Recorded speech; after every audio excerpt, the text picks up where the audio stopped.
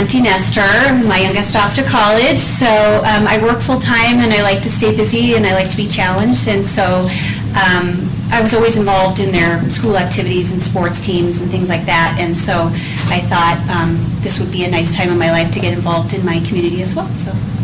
Awesome. Congratulations. Yeah. I don't know, I'm a little sad still blue. So I'm going to just pass it to anybody who wants to start. Eli, do you want to ask something while I'm still working on this? Sure. Just, yeah, so go ahead. Yeah. So what issues to you do you feel the town is facing right now? Well, I think, certainly there's still a lot of uncertainty and lack of awareness in the community about what's going on with the town center. I think, it's always a big topic. Well, I try to get all my updates from the paper. I think that's most people, realistically, I think that's all what most people know, and then if they happen to, follow the Facebook page or something, whatever they hear from that. But to be honest, there's really isn't anything that is glaring because it's a wonderful place to live. I mean, it's safe, it's clean, it's a wonderful family community. My interest would be just how do we keep that ball rolling and keep improving things, given input from the community and what they want to, how they want their community to grow and develop and improve. Okay. But yeah, no glaring things jump out at me. And then as far as ProStack, the committee, do you have any specifics that you'd like to bring to that committee?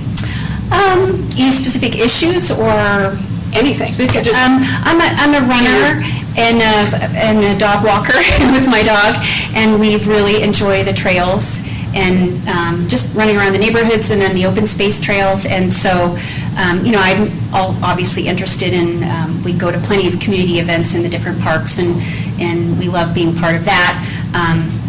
But if I had to pick an area of particular interest, it would be trails, just making sure that they're accessible and that we continue to develop more and, keep them improved and safe. And I'm with you on that one.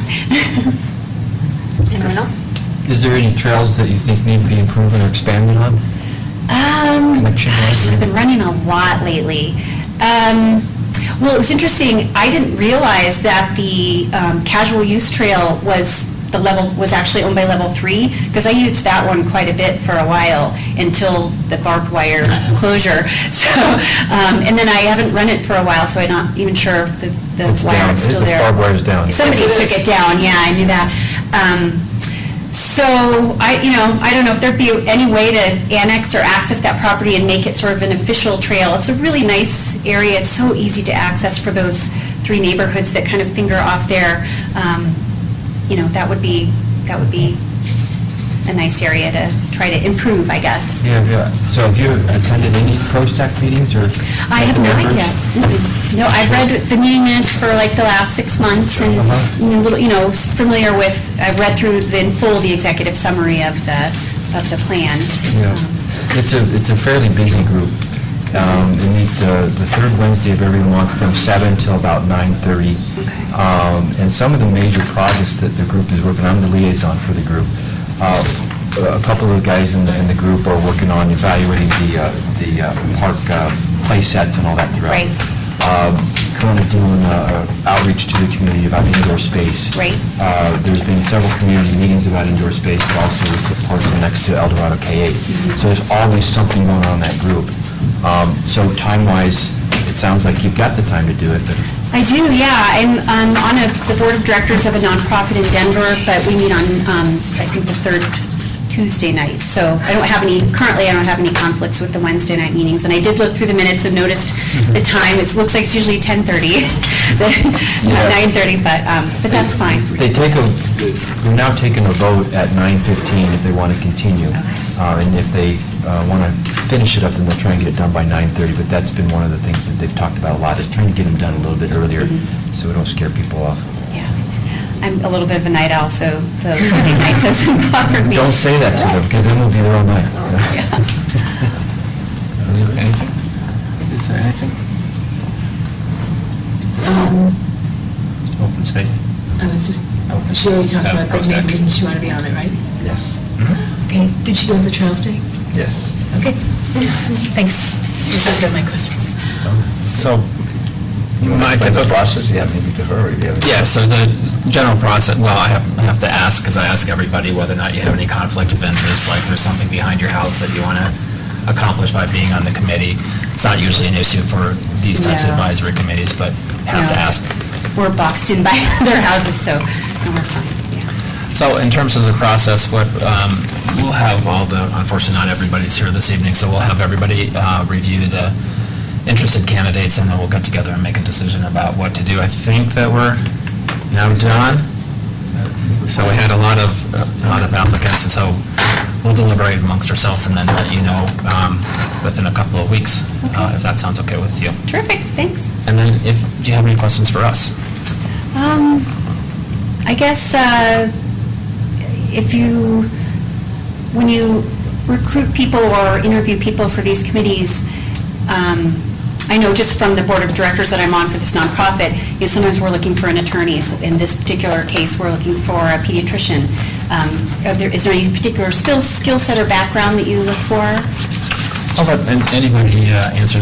From my perspective, I think having a diversity of opinion is very helpful, and a diversity of geographic location of committee members within town is helpful as well, but that's just my personal opinion. And your willingness to serve the community, I think that's the primary thing. And obviously a love for your community, which you obviously have, or you wouldn't be bothering. If you have professional experience in park design? Can't say that I do, but... Could use your services for free? A little land knowledge, and my husband's got a lot of commercial real estate development and land knowledge and acquisition stuff, so he's always a good fallback guy for questions, so. All right, great. All right, thanks for your Thank you so time. much for Appreciate coming down. it. Appreciate it. Thanks for coming. So is it the board's pleasure to go down there with the kids then? Yeah, might be less intimidating. So.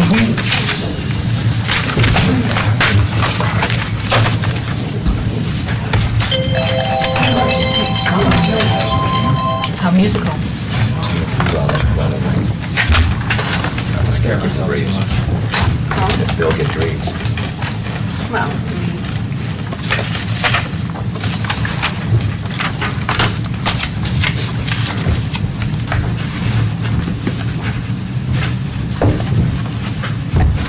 Do you guys want to sit right over here?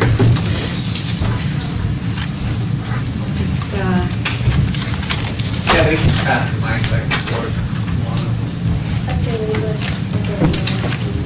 Who's the person in the hot seat? The first one I have on my list is Rachel. all right, where do I put this? That's a mic, so you can just leave it on that chair. Okay.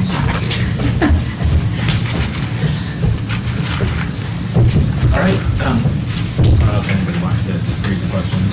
Yeah, Rachel, if you want to tell us what grade you're in, what school you're going to. Start with the easy one. You're good, just like that, though. Yeah. I am a junior at Monarch. And your interests in the youth services committee? I really want to help out the community and just try to make it more fun for teens and kids hanging out around it. Okay. Any issues that, besides having fun for the youth?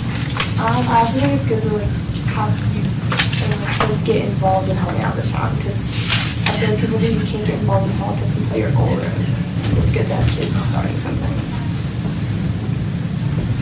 Okay.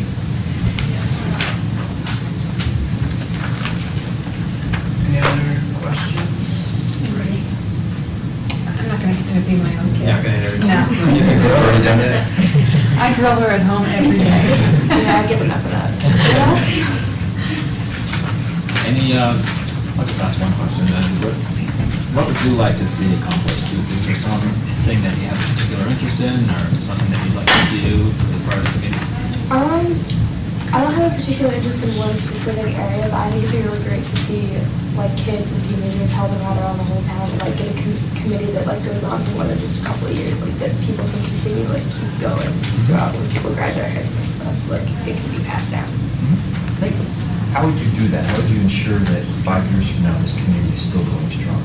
I feel like the seniors or the older people in the community could pick a 8th grader or something to help them somewhat like mentor them and like teach them like how to be a leader and like how to like keep the committee going when we graduate and leave.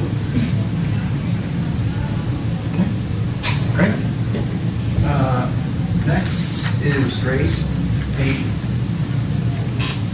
Hi, I'm Grace and I'm a freshman at Monarch High School.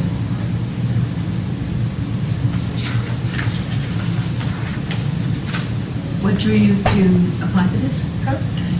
Yeah. Wait, what's the question? Sorry. What drew you to apply for this committee? Well, I've lived in Superior all my life, and I've always wanted to like help out in the community, and I haven't really gotten a chance to do that yet. But I feel that like this would be a good opportunity to volunteer in our community. And is there anything in particular that you'd like to accomplish during your time on the committee? Well, I feel that they should have more like youth activities for mostly like teens. Although Starbucks is pretty great, I feel that we should have like more stuff for the youth to like interact with each other.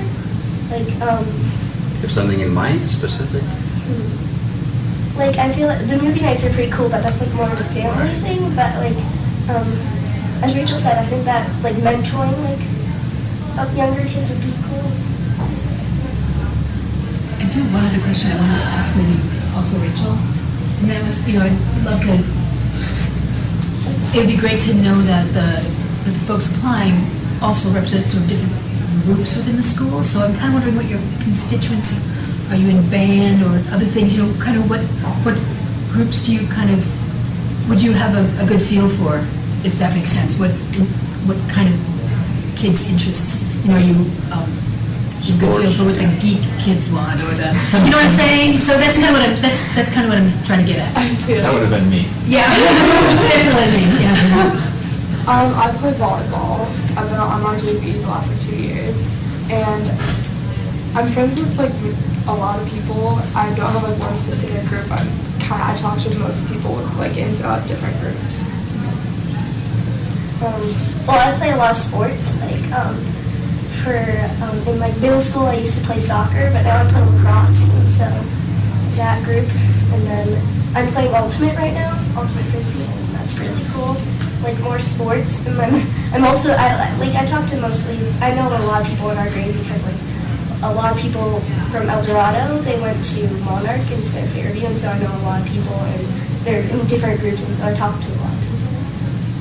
Thank you. Next is Morgan. Morgan, how do you pronounce your last name? Chai. Hi, I'm Morgan.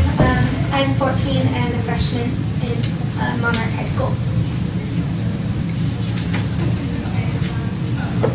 What drew you, and what groups, like? Well, I applied for this because I've always wanted to get involved with a lot of the local businesses and any volunteering activities within the town, but I never really knew how to do that. And when I heard of this, I thought it was a good opportunity for me to get involved with my community. And I'm involved with, I play tennis and ultimate frisbee. So I know some kids from that, and I play piano.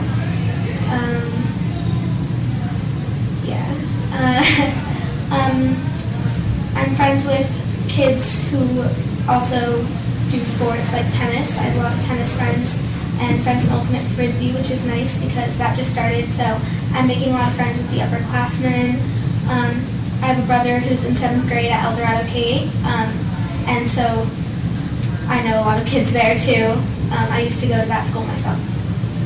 How did you find out about this committee?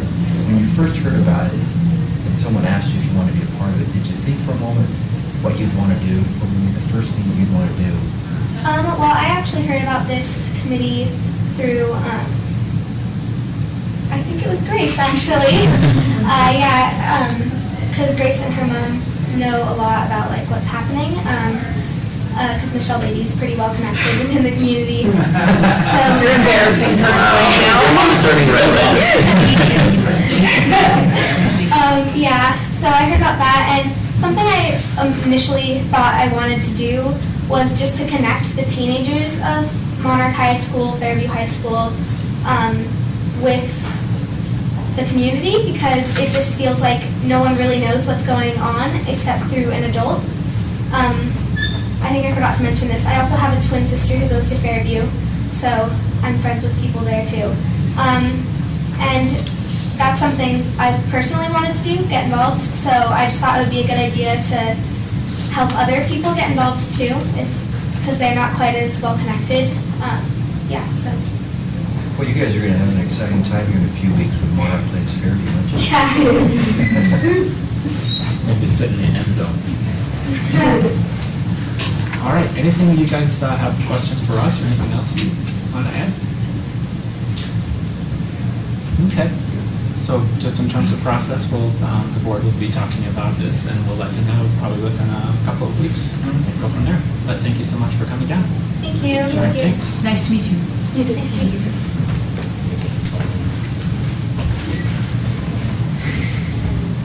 We will just, Do you want me to introduce all three, or one at a time? Go ahead and have a seat. No, all three. Okay. We have Blake Braun, Zoe Woods, and Ashton Brooklyn. great. Let's just have one person ask some of these questions. So Chris, do you want to just kind of start where you'd like? Sure, just I guess tell us a little bit about why you're interested in this group and maybe something that you bring to the group. I'm really just interested in this group because I've been a resident of Superior for 15 years, so I've seen, the evolution of it, and really interested in the whole process of the town center being built, and I want to just start to be a part of that in any way I can. And I felt that this committee would be a good way to get myself more involved into the town of Superior and overall everything that's going to be going on over these next years.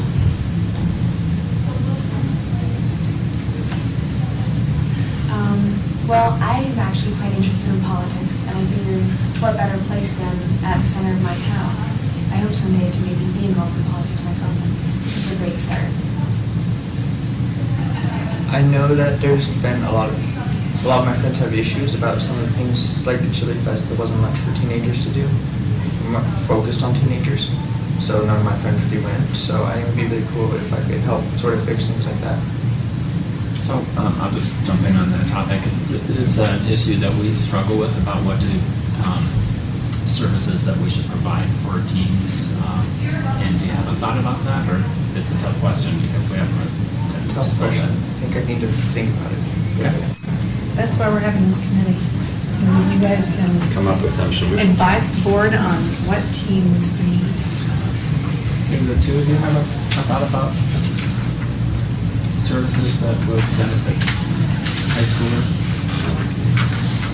Well, I'd be really interested in having small clubs just around Superior, because I'd love to meet some other kids who maybe don't go to Monarch, but go to other schools.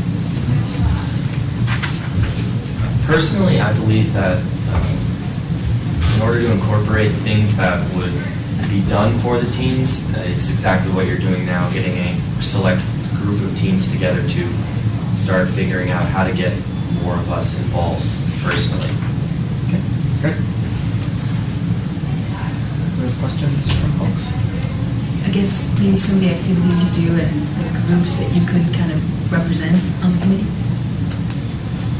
Like activities in Like sports or Are you a whatever. band Okay. person or a, student language person? Yeah, okay, so, yeah. Or you're decidedly not, and therefore represent the nots, yes. All right, well, I'm a very avid baseball fan and player. I play club baseball. I get to travel around the United States doing that all year long. So you get to do that along with, I actually take Arabic at the high school, and my goals after high school into college would be to become an Arabic major or also get a business minor with that, because I want to go into the international trade business or ideally go work at the U.S. Embassy over in Egypt.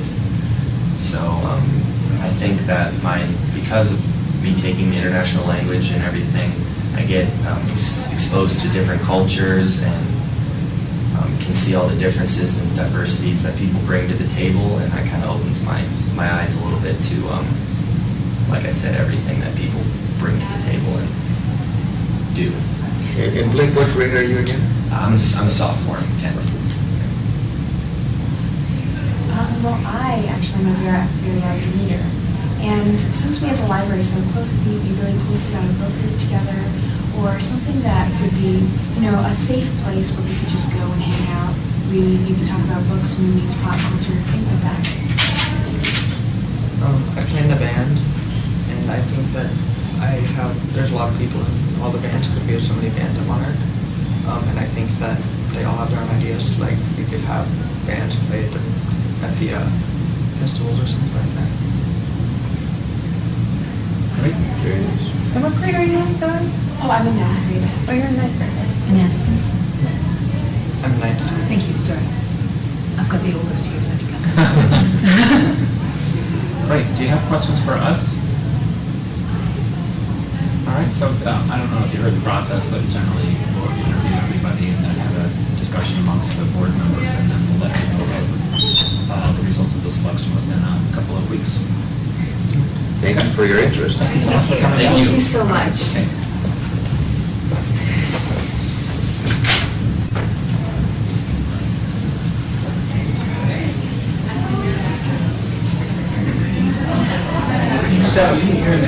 Yeah.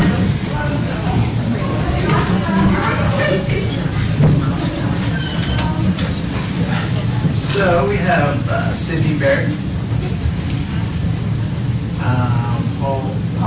Paula, Garcia, and Austin Salas.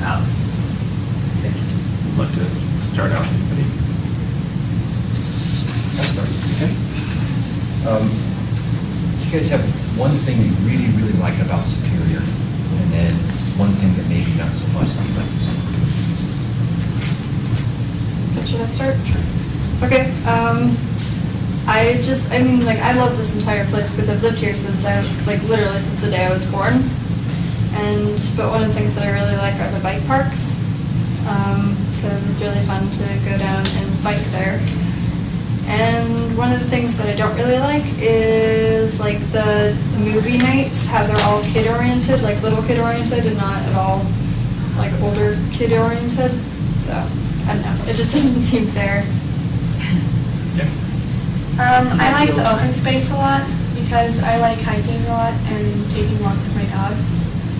And I don't really like I agree with her, like the movie nights. I like some of them, like Star Trek, and then, but I just don't think there's like a lot of space to sit down. Like, it's kind of crowded, so. The thing I like is that the parks are always very clean. They're very green too, they're really pretty, and I have to agree with them too that they don't really have many adult movies, maybe mostly kids.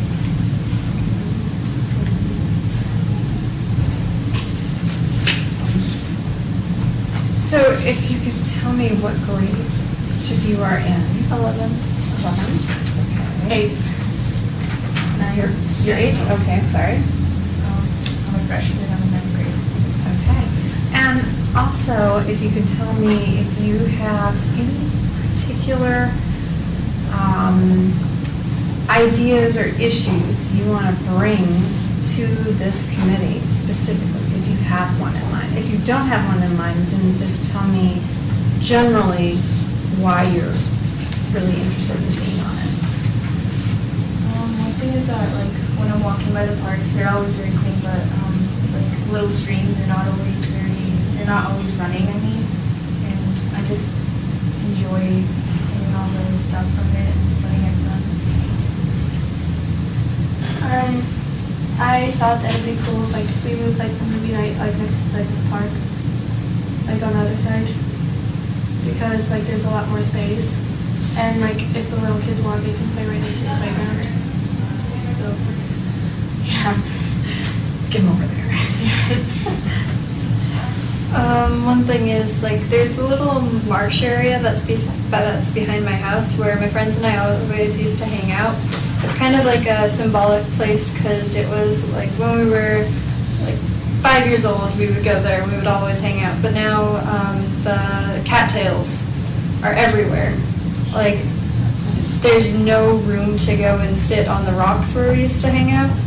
And this is in between El Dorado and Indiana. everywhere is just covered in marsh. It's just, like, there's nowhere to just go and sit and have a little picnic or something anymore, Are you related to Sam Barry? sadly. Yeah, he's my little brother. I know that. Tell him his old soccer coach says hi. Okay. I might have missed this. What schools do you guys go to? Oh, I go to Fairview. Fairview, okay. I go to El Dorado. I go to Monarch. Okay. Great. Do you have questions for us? Not really. And any other board member have questions? I guess if, are you, in your activities or the groups that you know about or could represent on the committee, what might those be? Are you in band or, stuff like that? So what do you, what sort of constituency could you represent almost?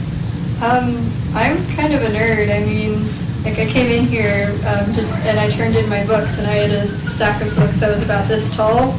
I mean, and I do like Model UN, so I enjoy writing long papers about why different countries should be represented in certain ways. I don't know. So yeah, I'm kind of a nerd.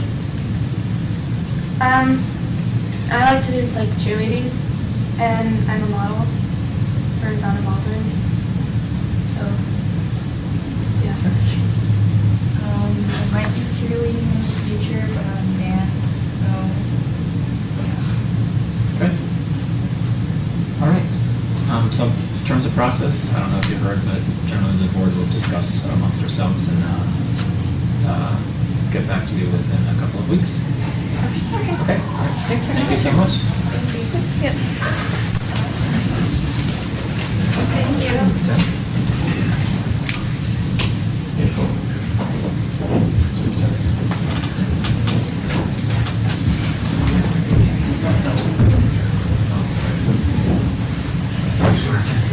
No. No, it isn't. Oh, okay.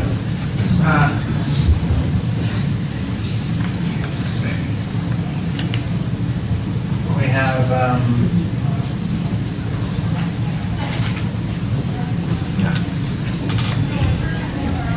so we have with us Allie Reuter. Hi. Connor Reuter. Hi. Hi.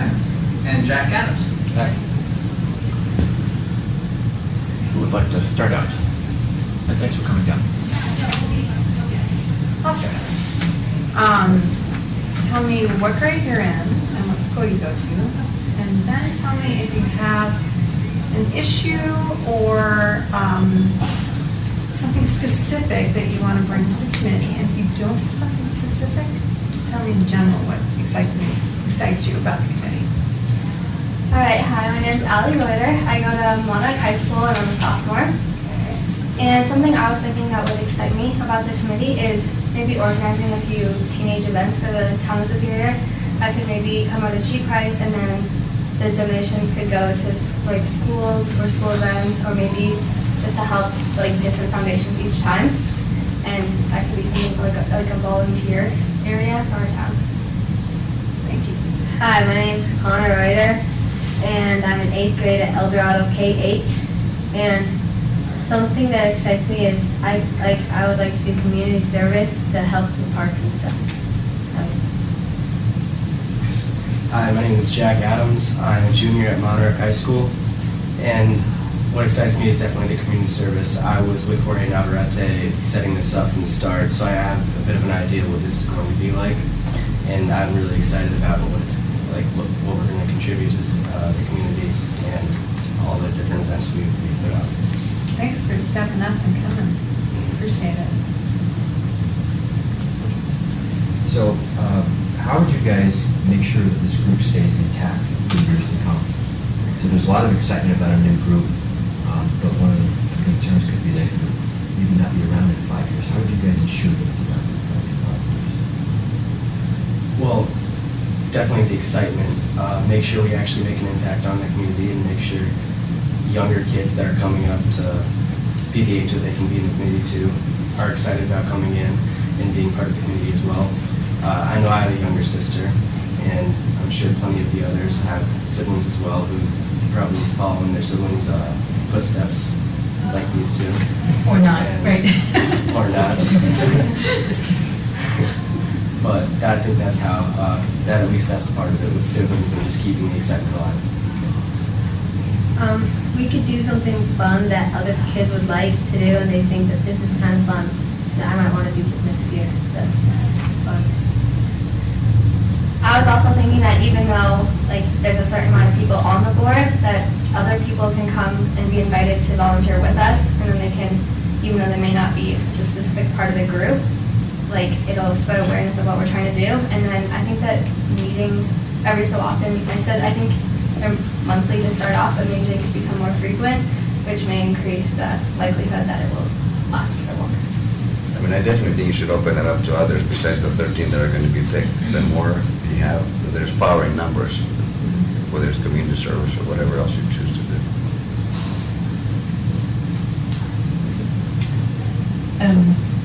Any groups or constituencies that you kind of bring that perspective from, the kind of looking for variety? So what kind of perspectives can you bring? Are you band people or, that sort of thing? Sports? Well, I play tennis and volleyball at Monarch High School, and I also went to Fairview High School last year, so I know lots of kids from there. So I know lots of people around the community, and I love starting things, and I love organizing people to do things, and I would really enjoy organizing events for this group. And I always wanted to be involved in student council, and I wasn't able to this year, switching schools, so I thought would be a fun way to be in some sort of town government. I like to do a lot of things outside and use a lot of our parks and stuff, so I think I could help make those better and more fun for kids. I'm on the varsity soccer team for Monarch High School this year. So this is my first year. I was on the freshman team, then JV, then varsity. I'm also on DECA for Monarch High School, and I might do track this year as well, so plenty of different perspectives. I know plenty about teamwork because since I've been playing sports my entire life, so I work really well with teams. DECA brings a different perspective with the seriousness and not so much like running around in a field, but being in a suit or just being in an environment trying to get things done like that. Other questions from the board? I see leadership qualities written all over this. Do you have questions for us? You don't have to, but if you do. So they would start out as monthly meetings? I think that's the efficient. Yeah, but I think the way that we'd like to approach this is that you guys figure out what would be the right meeting schedule, and so that you guys can figure out, do you need to be every other month, do you need to be twice a week, whatever it would be. I think that would be part of the mission that you would do at least up front. And does it have to vary across the school year or something like that? Yeah. Right. Okay. Well, also, I was just wondering if over time, if more members would be able to be added to the committee, or if it's going to stay at just 13 members. I think it's another thing that the committee should discuss, because I don't think that we're certainly not trying to limit people to participate in that. So if that was a limiting factor, then I'm sure we could either expand the numbers or talk about other ways that we could do that. Great. So in terms of process, the board will discuss all the applicants, and then we'll get back to you within a couple of weeks and just let you know. But thank you so much for coming out. Thank you for having us. Thank you.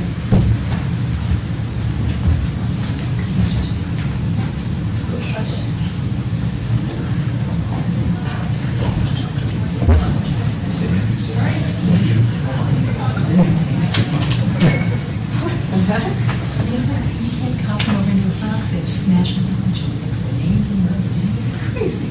It's probably done, right?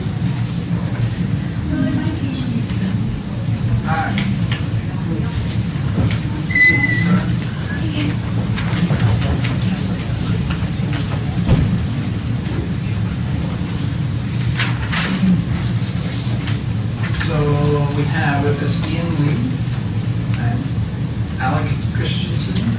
Is that right? Christiania. Yeah, sorry. And Cassin Chen. What was your first name? Cassie. Thank you. All right. With would like to start out?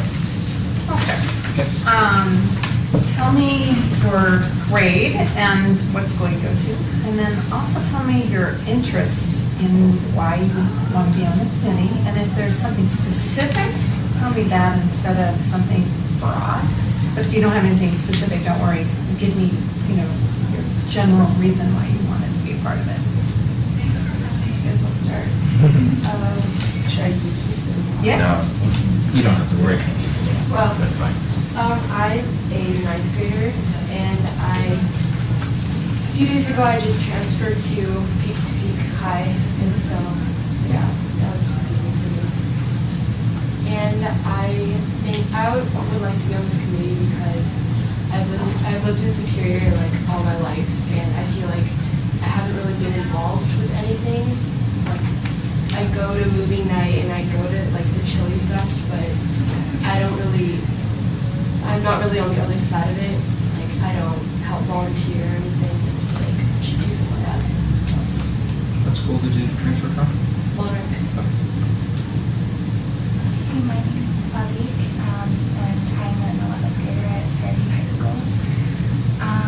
My main reason for wanting to join this committee is because I've grown up in Superior all my life, and throughout the years I've been volunteering a few times through the Chili Fest and different events that the town of Superior puts on, but I'd like to allow for kind of a connection between many high schools in Superior and not just Monarch and kind of the other schools that are in Superior. And I know I've lost some of my connections with students that have gone to Monarch, and I'd love to kind of foster that in terms of going to having like events that we can put on in Superior that can provide more connections through Fairview and Boulder High and different schools like that in Boulder.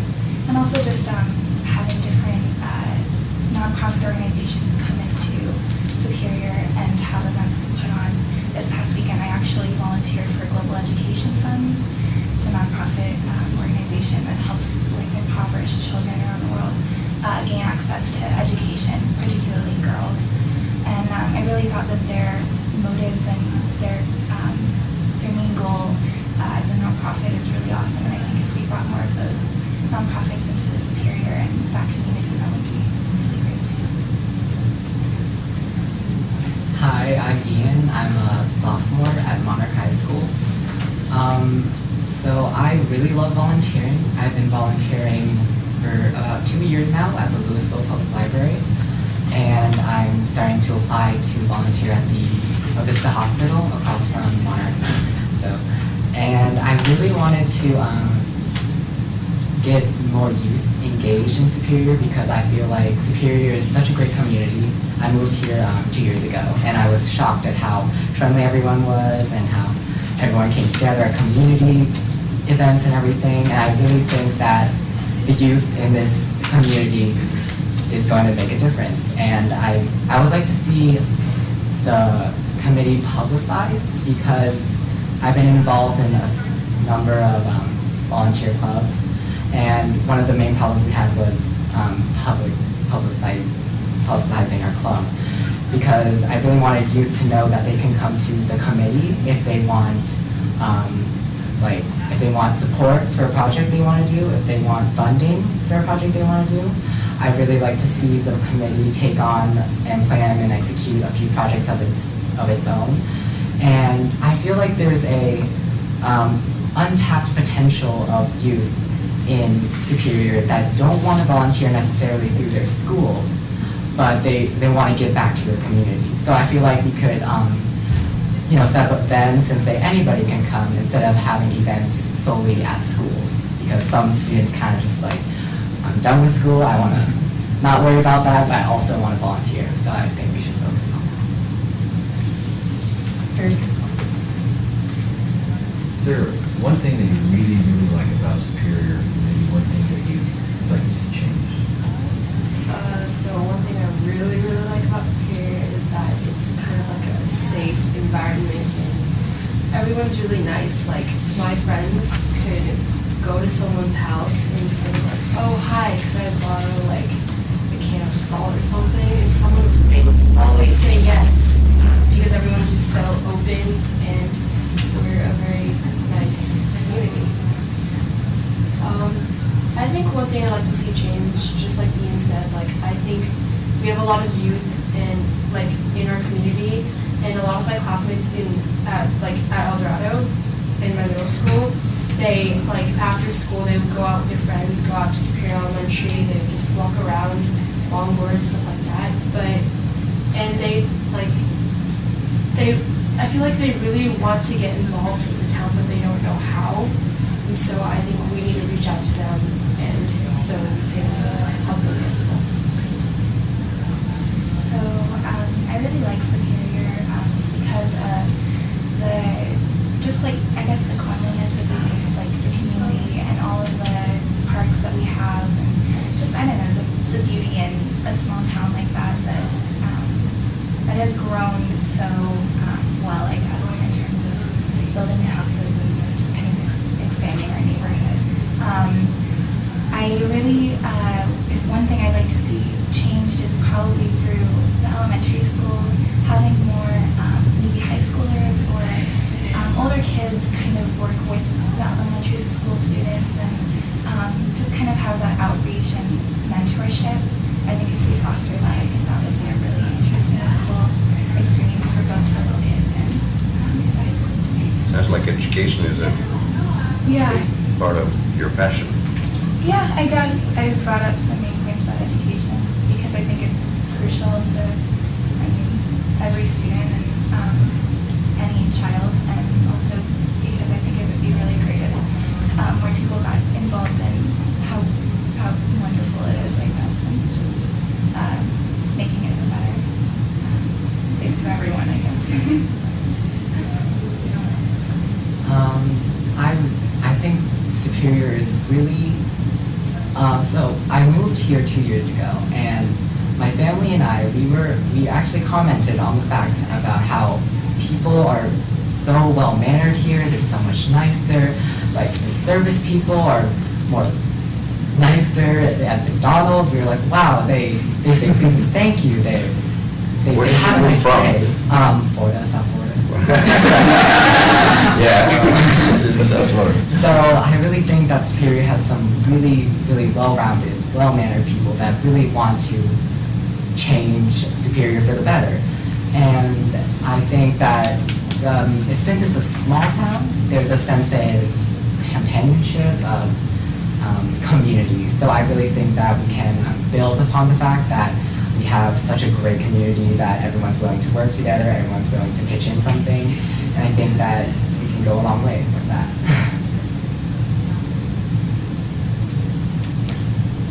Are there particular groups you're involved in or that you sort of represent in a sense that you can represent their viewpoint? Band, teams, I don't know.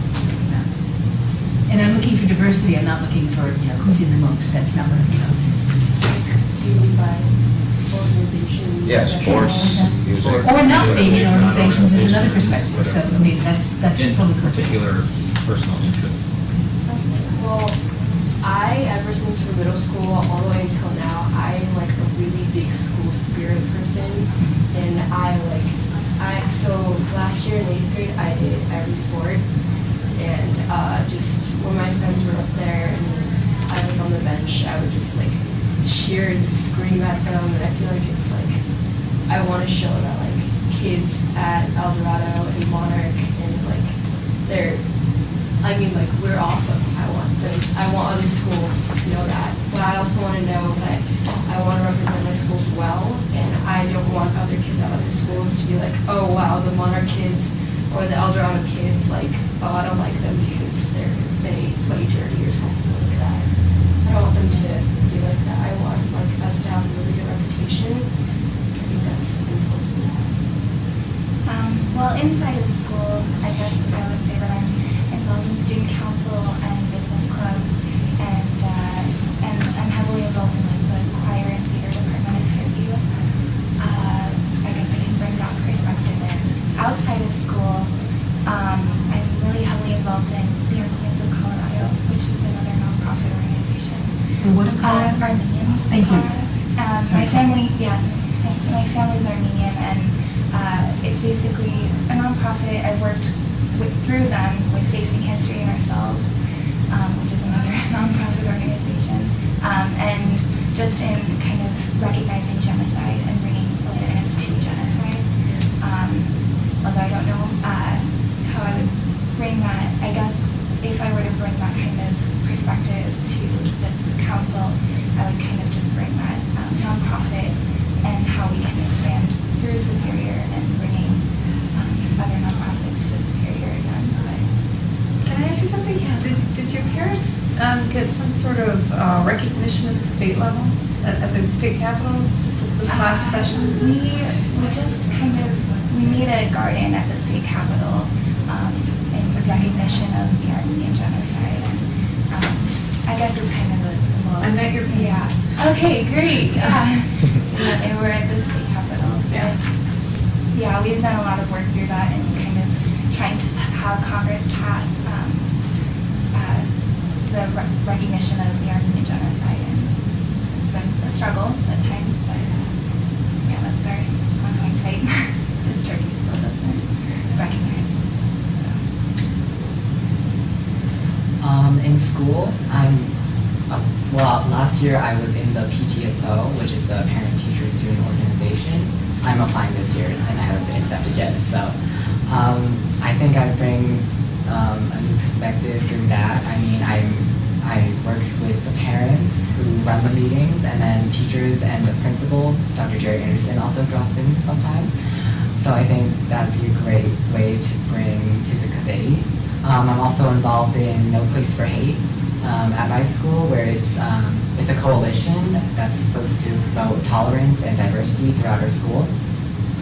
And we're anti-bullying, and we set up, every year we're supposed to make a certain number of events so our school can be awarded a No Place for Hate school, and we get a banner and we get this whole ceremony to signify it and everything. And at our school, I'm the youth engagement officer of the American Red Cross's Colorado-Wyoming Youth Advisory Board. And so basically what my job is to engage youth throughout the Colorado-Wyoming region, and really just to foster volunteerism and just to bring them together, because like I said, there's some youth that don't want to volunteer through their schools, so we're thinking of creating a regional Red Cross club where there are Red Cross clubs in high schools, but some students can't make that happen, so we're thinking of doing that so we can collaborate with them and the Red Cross clubs at high schools. Great. Other questions from the board? Do you have questions for us at all? You don't have to, just... So I figure skated. I haven't gone to the rink in a while since I've been busy, but I heard about this project about the ice rink. Is that like a project that's on hold, or like, because I'm just interested because I saw the huge blueprint on the wall and I was like, oh, this is cool. So, but we're not Well, Matt, 100% you wanna give privy us at this a point, little other than update? if you read the Daily Camera today, Right. you'll see something about it. And I haven't had a chance to talk to them. I haven't been able to get a hold of them.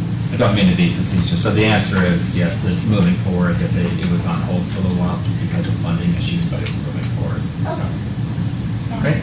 I also saw the blueprint. I was just wondering in terms of like what kind of atmosphere you guys are going for. Like, I love Pearl Street and what kind of atmosphere they're trying to hold. Or are you guys looking for bringing some more kind of attention and I don't know, just kind of a more community feel to that environment? I guess over there.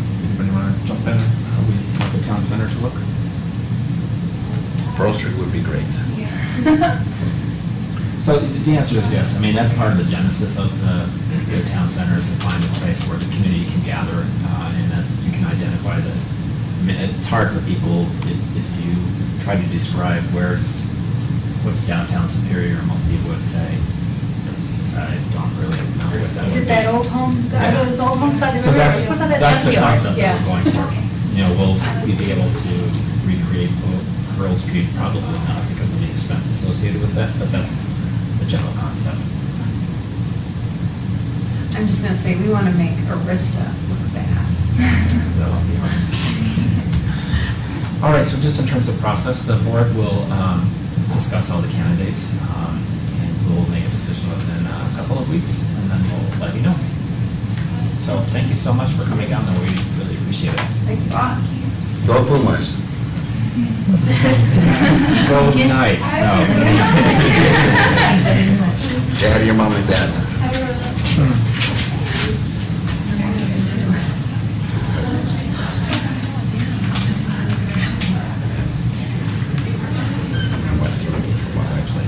Kim and Buckets. Your son's cousin, Yeah. Good morning. Oh, no, I just was saying it, but Christiane is. yeah.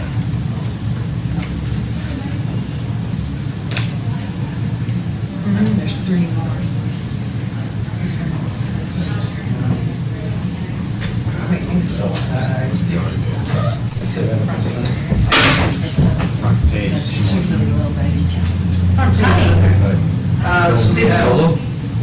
So we have 2 others that are coming, but they can't be here till 6:45. Oh, okay. So Zach.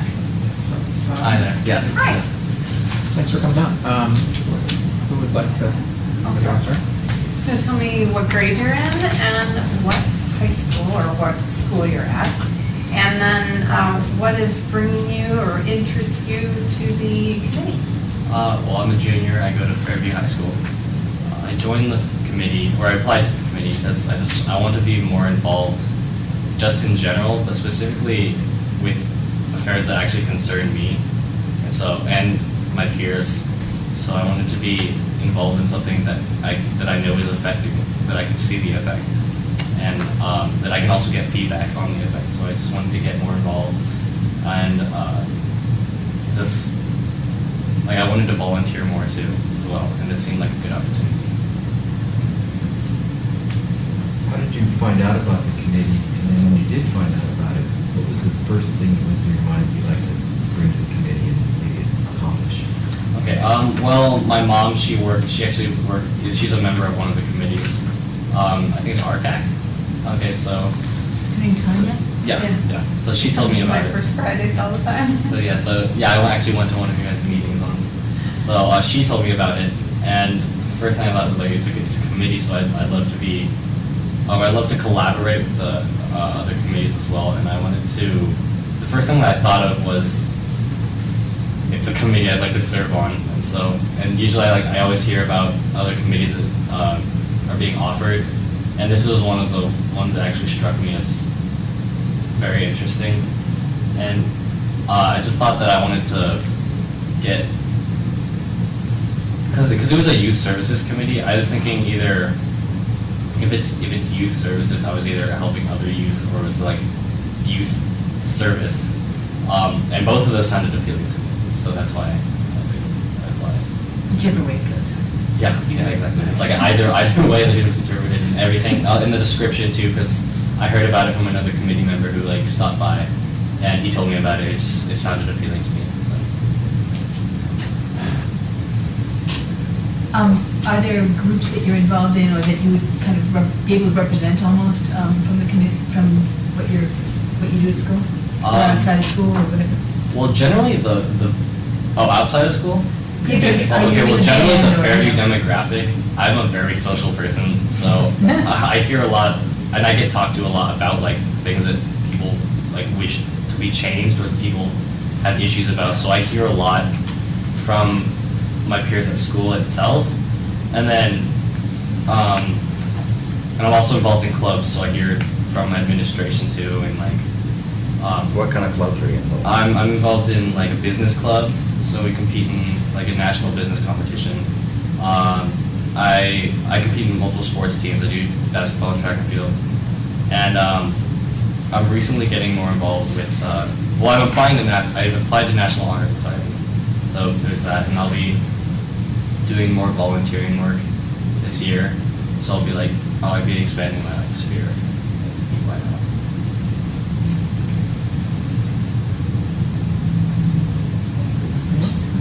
Do you have any questions for us or concerns? You don't have to, but. provide a forum for that. Well, if I was to, if we're gonna, so for the youth services committee, would the committee itself be collaborating with like the other higher committees with like open space? I think it's a really interesting question. So, and others have brought this question up or similar questions. And I think what we would like to do is the committee to try to create a mission statement about what the committee would like to do, whether or not that's just focusing on service or other organizations, or whether or not you'd really like to become involved in the other committees that the town has, open space, recreation, or whatever it may be. So, yeah, like going off of that, I was thinking that since you're having a youth committee, it's a unique perspective on things. Mm-hmm. So having them collaborate, I thought would be pretty interesting. I agree. Thank you, Zach. Anything else on that?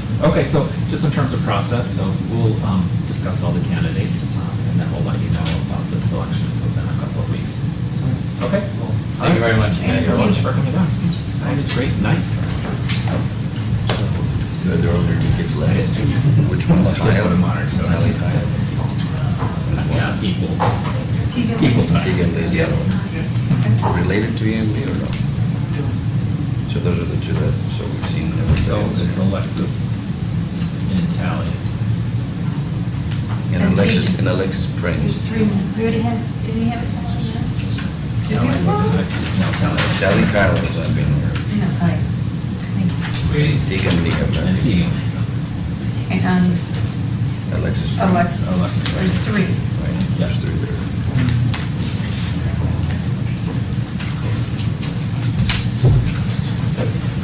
So, are we supposed to decide tonight on the? Yeah. Could you provide a matrix that gives what grade, what school the different kids go to? Yeah. So we can kind of mix it up a little bit, the quals doing that. Thanks. No one in 12th grade. That's good though. They're too busy applying for things. Like college. College. Their eyes are already moving on. Yeah. So what did the daily camera say? What did it say?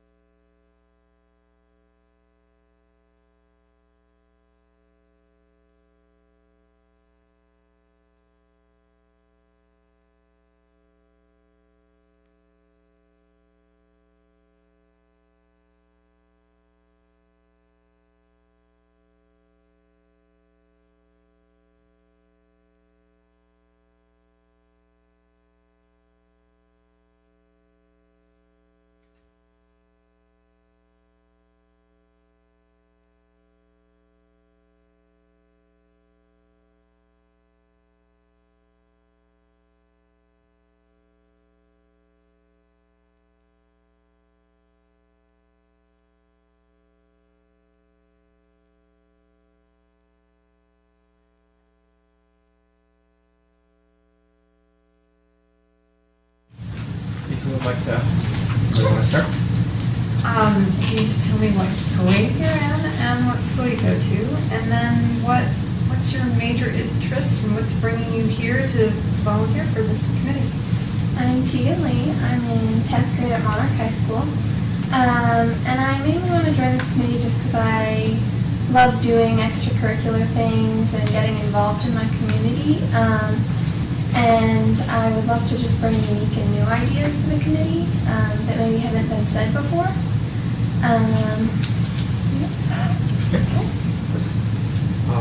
Is there any one thing that you really like about Superior? Maybe something that you'd like to see changed? I love Superior because it seems like we really have a strong sense of community. And one thing that I guess I'd like to change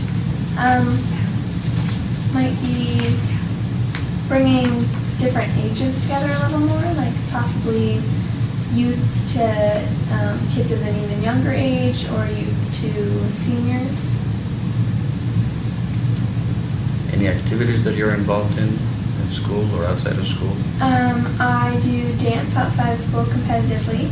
I've been doing that for 4 years, and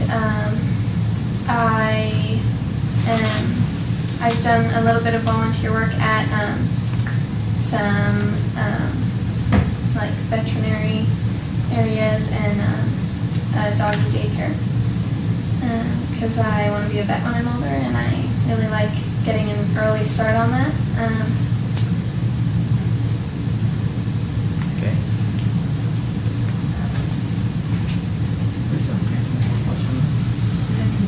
Maybe asked it to But so, if you were to, so you've talked a little bit about this, but if there was one thing that you'd like to, that you had a passion for, that you could bring to this committee that you'd really like to see accomplished, have you thought about that much? Or do you have an idea about it? Well, again, bringing the ages together, I think that would be very interesting. Like maybe we could find some youth in our community that are kind of interested in being part of this, and we could pair up different ages and like have them get together and like discuss different ideas that they have, or we could have members of the youth service committee that go out to senior centers and discuss like things with them, maybe some of the more isolated seniors, and even ways to integrate youth with like animals in our community, like going down and volunteering at an animal shelter, or just different ways to integrate things.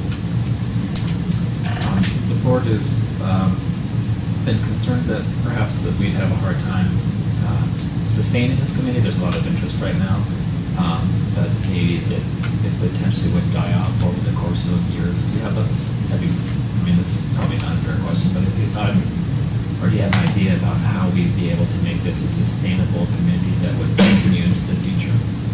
I think having regular meetings and really spreading the word about the committee could keep it sustained, such as like having an article in the town newsletter, or just making sure that we spread the word about the committee and keep people involved in it too. Okay. Any other questions from the board at all? Do you have any questions for us? I don't think I do. Thank you. Okay. So just in terms of process, the board is going to discuss all the candidates, and then within a couple of weeks, we'll let you know about the decision. Okay, great. Thank you so much for coming down. Yeah. What kind of dance? Jazz. And I do a little bit of ballet, but not competitive. Thank you. Nice to meet you. Nice to meet you. All right. Thank you. Nice to meet you. Thank you. Nice to meet you. Nice to meet you.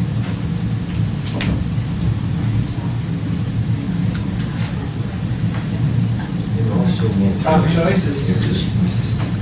I was picturing myself there when I was there. I just want to do it. I just want to do it. It is. Go now.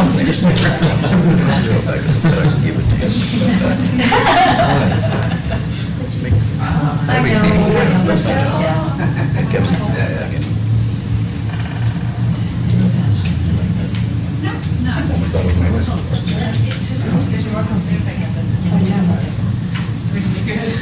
So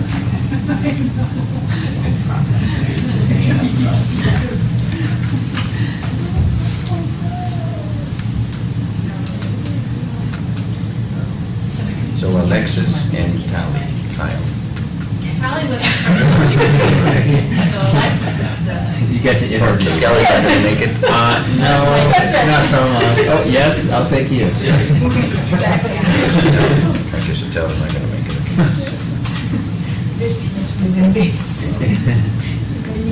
But Alexis would let me know that earliest she'd probably be able to make it at 6:45. I guess that there's like volleyball or things like that, or why not? 12, so There were a lot of scheduling that type of thing. Yeah, that's why I think we should mark on that. If I get more than 13, What a mean mom. What'd she do? nothing. So who's two brother and sister? Those two were brother and sister, and that one. The little boy. The Reuters. Yeah. I might have to abstain from, because I know like, Yeah, because maybe sports let people on the Oh, we all do. Can't really abstain. No, I don't know any of them. I don't know any of them. I just know a couple of the parents.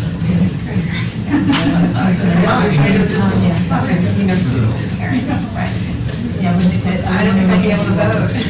we carpet seen her for a while, and a lot of them are sophomores that notice they're all in Josh's class.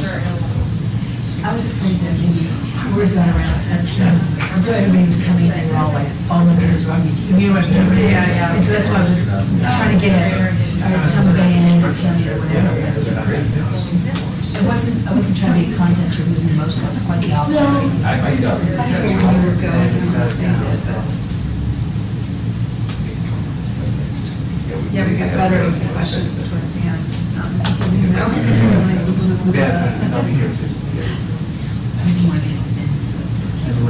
Sorry, right, you know, with kids that you don't want to hit too many probing questions. Right. But they seem pretty well prepared for most of them. Yeah. It's all about it. Are they gonna get points to shoot from the end? That was good. That That was good, though, nobody else. That was me too, when we inside here, that was really. Right. That's all nice. Maybe we should go to a business interview. Yes. Yeah, try that. But Mary, boy, she's. That's worse than medical. So I heard that Rachel was worse. And they don't get to pay them. You better look at And you that. might have a My brother's wife. harder life. Veterinarian. Depending on what they do. Better or worse? Worse lifestyle depending on what you're doing. If you're doing, I My mean, if you're boyfriend's just doing dad did small large animals, animal, yeah. but if you're doing large animal, that is just. I remember he used to come to the table and it'd be like blood up his arms. David, go wash better. Thank you for birthing The cows.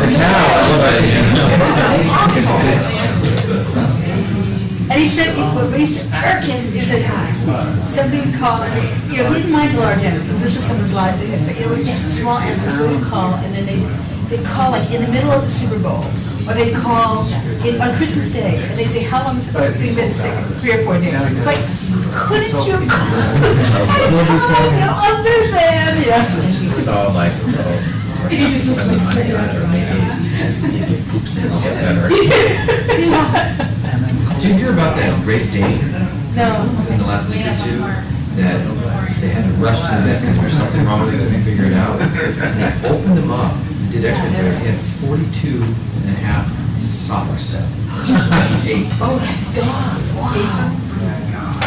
Wow, they were laying in the dryer for 42 socks? Yeah, the sock bender is getting a little big. Yeah. Wow. My brother's wife is a veterinarian, and she one time came to our house with a cat, and they don't live here. And she did surgery in our basement on the cat. Really? And I'm like,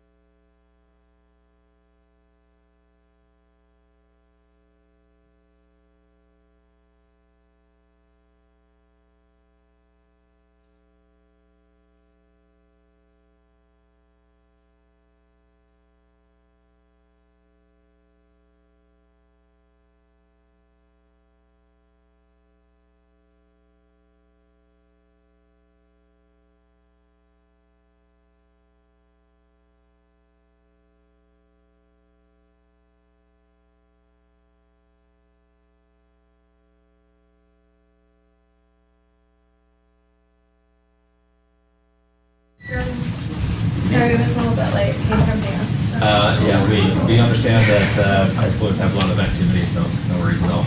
So, oh, go ahead. Yeah, Alexis Prager. So, who would like to start? Sure. Just tell me what grade you're in and what high school you go to. Okay. Or school. I'm assuming you're in high school? Yeah. I'm in 10th grade. I go to Monarch High School. I live in Superior. And then also tell me what your interests are and why you wanted to join the group. Okay. I like volunteering and stuff, and I wanted to be more active in the community and be like a voice for teenagers in Superior. So, and I'm also striving to be on National Honor Society, so I thought this would be a good way to get like the community hours and be active in the community. So. Great. Tell us one thing that you really like about school, and something that maybe you'd like to see changed. And you're not going to hurt. I really like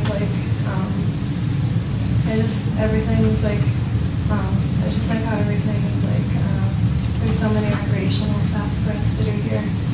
But I also think that it would be good to have like a place where teenagers can get together and like maybe once a week or something and get to know each other and maybe do some activities to get to know everybody and maybe make new friends and like just get to know new people and Superior and stuff. Right. Are there, what groups might you be willing to bring from their perspective? Are you in band or? So I'm in Monarch Orchestra, and then I take violin lessons outside of school, and what did you say? I'm in the Monarch Orchestra. Orchestra, yeah. I'm sorry. And then I take violin lessons outside of school, so I'm in bowler Suzuki strings, and I also take dance at Grace Studios. I'm also joining FBLA this year, and Monarch. So, yeah, I'd probably be like the voice for like high schoolers, like around my age, just those people. It's not that we're looking for, who has the most, but rather just a variety of kids' backgrounds. Thank you. Young adults or students? That's right, sorry. No, we're good.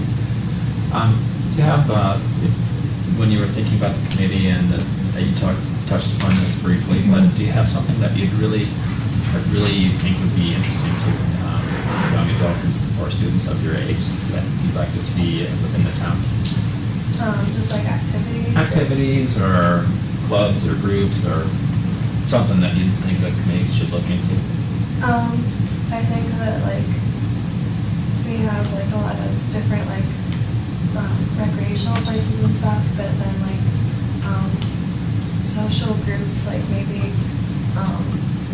own groups that they could get involved in their own way too, and like the community, and like maybe they could start getting volunteering in the community, just like maybe bringing the community, the kids together and making them work like to the community, and I think that would be a good way to get people to know each other and get more involved in the place that they live in and stuff. Okay. Anything else from the board? Do you have any questions for us at all? You don't have to have questions, but if you did. I don't think so. Okay. Not right now. So just in terms of the process, so we will finish interviewing everybody, and then the board will discuss amongst ourselves about the selections and selection process, and then we'll get back to you within a couple of weeks. Okay. Okay? Thank you. All right, Thank you. thanks so much for coming down. We appreciate it.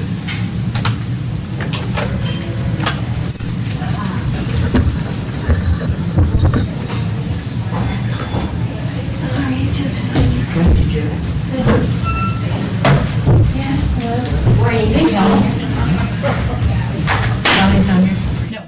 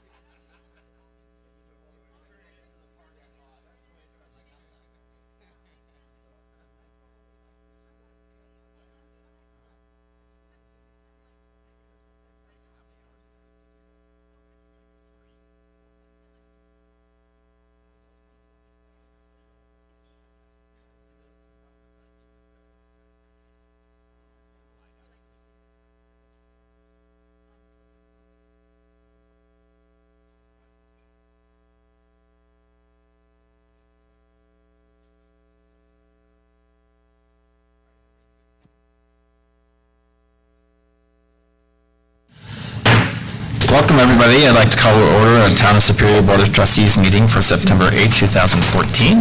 Phyllis, if you'd call the roll. Mayor Andrew Muckle. Here. Mayor Pro Tem Joe Sorelli. Trustees Ela Gregoris. Here. Chris Hansen. Here. Sandy Pennington. Lisa Skumatz. Here. Deborah Williams. Here. Town Manager Matt Magley. Here. Town Attorney Kendra Cordero. Here. Town Clerk Phyllis Harden.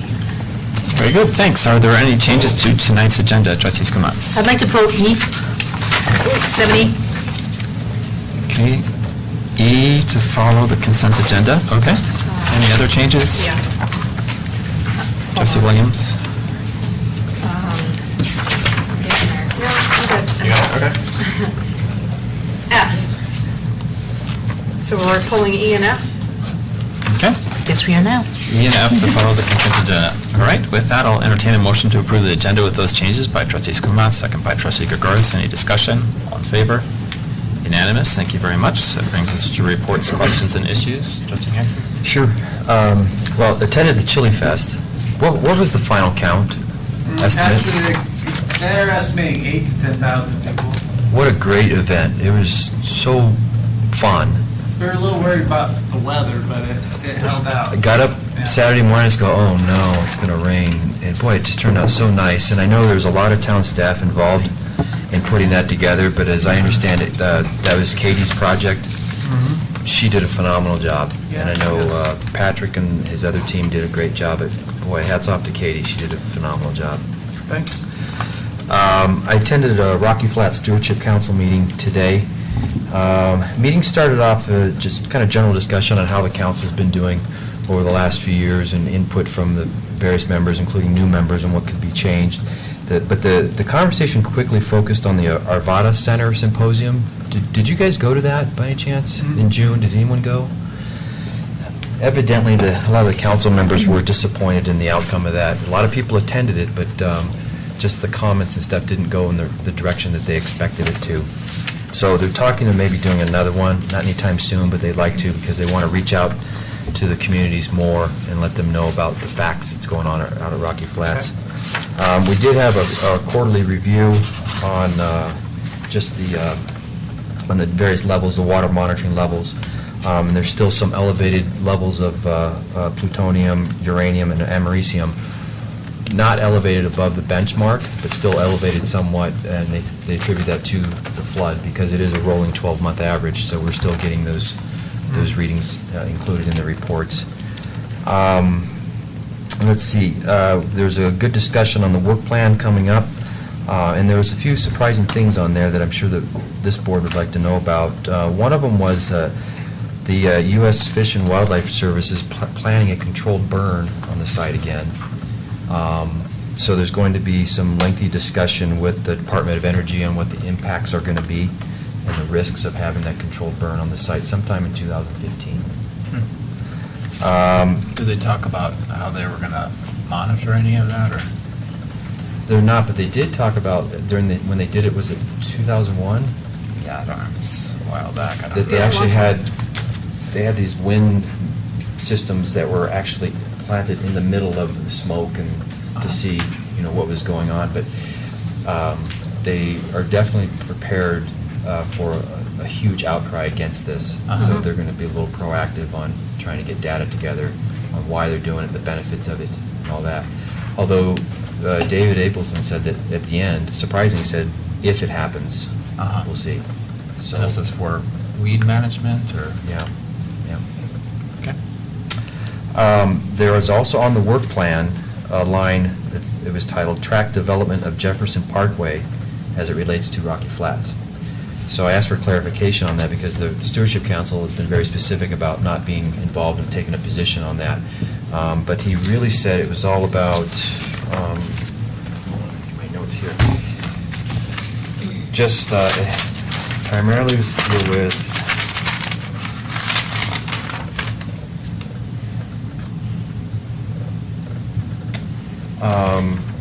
just making sure that everyone's aware of any risks that might come up, but give more facts on what's out there, but definitely not to take any kind of position on the parkway. And then the last issue that we'll be tracking is opening up the wildlife refuge and connecting the trail network, which is going to include the Arsenal, Two Ponds National Park, and the Rocky Mountain National Park. So I think there's still some concern. In fact, I've spoken to residents about that they're going to open up trails out there and let people walk around out there, but I think there's still a lot of concern of, what you're walking into. So that the Stewardship Council will be tracking those issues. 2 questions for you. Yeah. Why would they bring up the Jefferson Parkway when it's pretty much dead in the water? I mean, why are they even taking any issue on it? Yeah, not taking any issue, but just if it does start to move forward, that just tracking any kind of issues that might come up. Make sure that all the facts are known about the facts based on scientific research out there. All right, so let me ask you, why are they coming forth now saying if the Jefferson Parkway should come forward and have funding, why are they doing that right now? Why is that happening right now? What's the instigator for that? Yeah, so when I asked the question about it, he was very cautious to say that he realizes that there's communities that have lawsuits pending right now. So it was really just as part of the work plan that if it starts to move forward, that the Stewardship Council will be there with all their data. It's just odd timing. I thought it was odd to see it on there too. And then the other thing about the controlled burning, I'm assuming that controlled burning is just a cheap way to handle weeds, correct? Yeah. And so why would the government take a position in that particular remedy? I get that it's cheap, but why would they do that on a site that used to be a Superfund site? I mean, why would you use that particular remedy instead of others? What is their reasoning? Well, I certainly can't speak for the U.S. Fish and Wildlife, but they've done it before, and so I guess that's just a regular practice. I mean, maybe there's other board members that would know more, but they've done it before. And once. There is a cheaper way. It's called goats. Seriously, you get goats out there, they will control the weeds like nobody's business. So more to come on both of those, or all those topics. Okay. We'll be reviewing the work plan at the next meeting, October 27th. They will glow in the dark after a That's it. while. Thanks. Trustee Skumax. Nothing to report except with the rest of the board. I was really impressed with the interviews that we just got to complete with youth applying to be on the youth advisory panel. Really, if they're to represent our youth, I'm pretty darn impressed. Yep. I agree completely. Yep. Had I only been that poised when I was that age, huh? Yes. Trustee Williams? Oh, you're not? Oh, you're passing. Okay. Couple things. I had my first Fridays last Friday, and just when I think that nobody's interested and maybe I'll just not do these anymore, enough people come by and have enough issues that I will continue, because obviously I channel their voice and their issues and bring them forth. So based on one of those issues, we have an issue on Torrey's Peak, West Torrey's Peak, and it's behind the school in El Dorado on both sides from Indiana to Indiana, and it's speeding kind of out of control. There was an accident there recently. I don't know if you know about that. And so some of the residents have, expressed some concern, want to know what we can do to mitigate that. And I know we've talked about possibly having flashing signs for the school, the pedestrian, not just pedestrian, but for the school crossing, where it's the flashing in the back. So, in the back. I mean, we have it in the front. Right. I don't know why we wouldn't have it in the back. There's more kids walking, well, just as many walking in the back with a ton of cars parked everywhere, cattywampus in any way they feel like parking. So it's very hazardous for the kids when they're walking.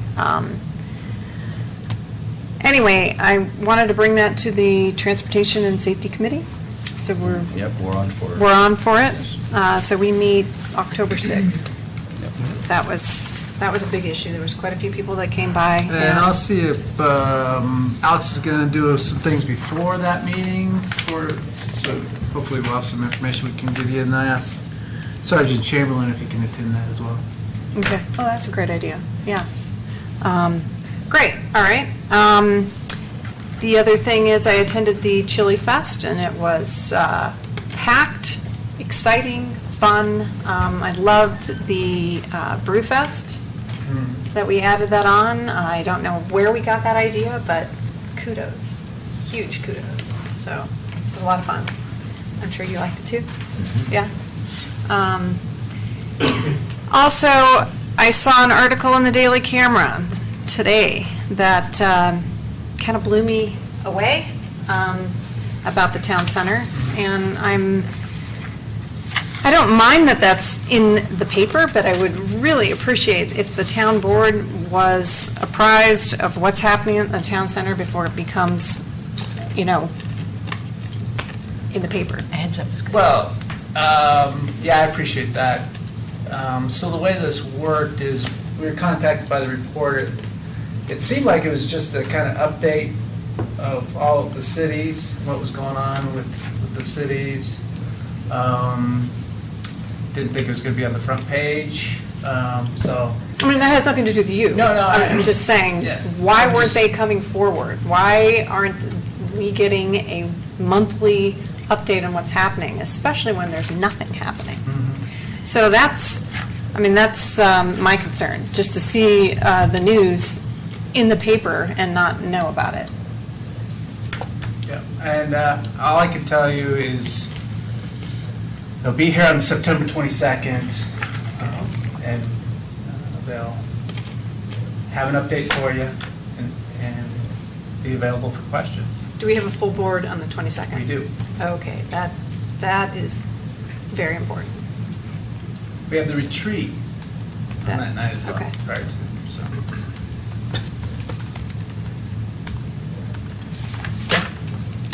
I'm done. Trustee Kruger. And I'll echo Lisa's comments. We just interviewed 18 remarkable young men and young women in our community. It's their level of maturity and willingness to get involved and volunteer is really astounding to me. Really tough choices to come up with the top 13. I mean, that's really probably the toughest thing. One of the young ladies brought up the cattail issue, and what are we doing to mitigate that? I mean, it does seem to surround quite a few of our lakes and ponds. Yeah, we've removed some cattails from certain ponds that we have in the community, and Patrick and his staff have identified the additional ones that need to be treated, and we'll just remove them. Yes. And Patrick, will that happen before the winter sets in, or no? No, the needs are greater than the resources as far as funding goes. So we've got a plan in place. Each year we'll get to as many as we can, and then until the funds are gone, and then we'll. Okay.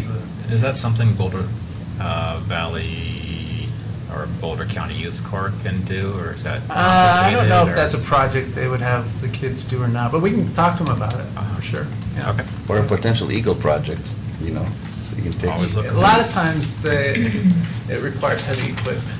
Oh, it does? Oh, okay. Really? So I'm sure the Eagles got it. Yeah, they would love to get excited about that. So, and I guess the other question is, at the beginning of the summer, you had identified, I think, several dozen trees that were going to be taken down. Has that happened? Or where are we I'll at? have to give you an update on that, find out. Okay. Give you an update. All right.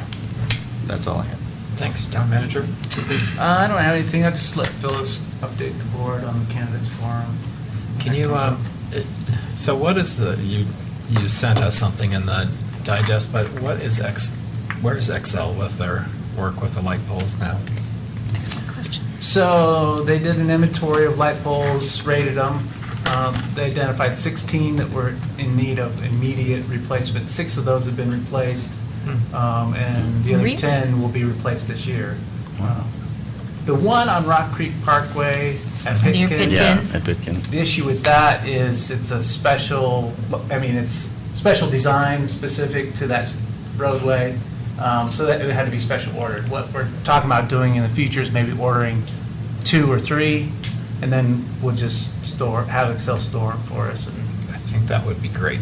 Because that's been missing for... it's been missing Since for a last while. year. Yeah. Looks trashy. Yeah, yeah. Well, I think it's almost exactly a year from now. A year, yeah. All right, thanks. Town Attorney? Nothing, thank you. Okay. Town Clerk? No? I'm sorry, one more thing I forgot about the Stewardship Council. Town Attorney and the Town Manager are going to get a resolution for the triennial determination, and we really need to decide if we're going to continue with the Rocky Flats Stewardship Council or not. I assume that we will.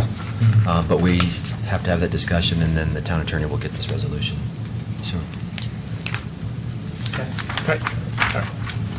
Okay, so the candidates forum will be September 23rd, which is a Tuesday from 7 to 8:30. And What was that again? 7 to 8:30 Okay. on September 23rd. Here. Here in at Town Ward. Hall. And that's through the League of Women Voters? Correct. And what, I assume we'll do the typical outreach with the sign out front and Yeah. emails We'll and put it in all of our publications. publications, yeah. It's already been in the newsletter. We Okay. did it the Are you going to first of send the an month, so we e-blast? get tests. Okay, perfect. All right, great. Okay. When do ballots go out? October 14th. Thank you. And you're not even running it. I'm not, I'm sorry. I'm helping the state representative. That's how I know. Okay, that brings us to public comment on consent agenda and non-agenda items.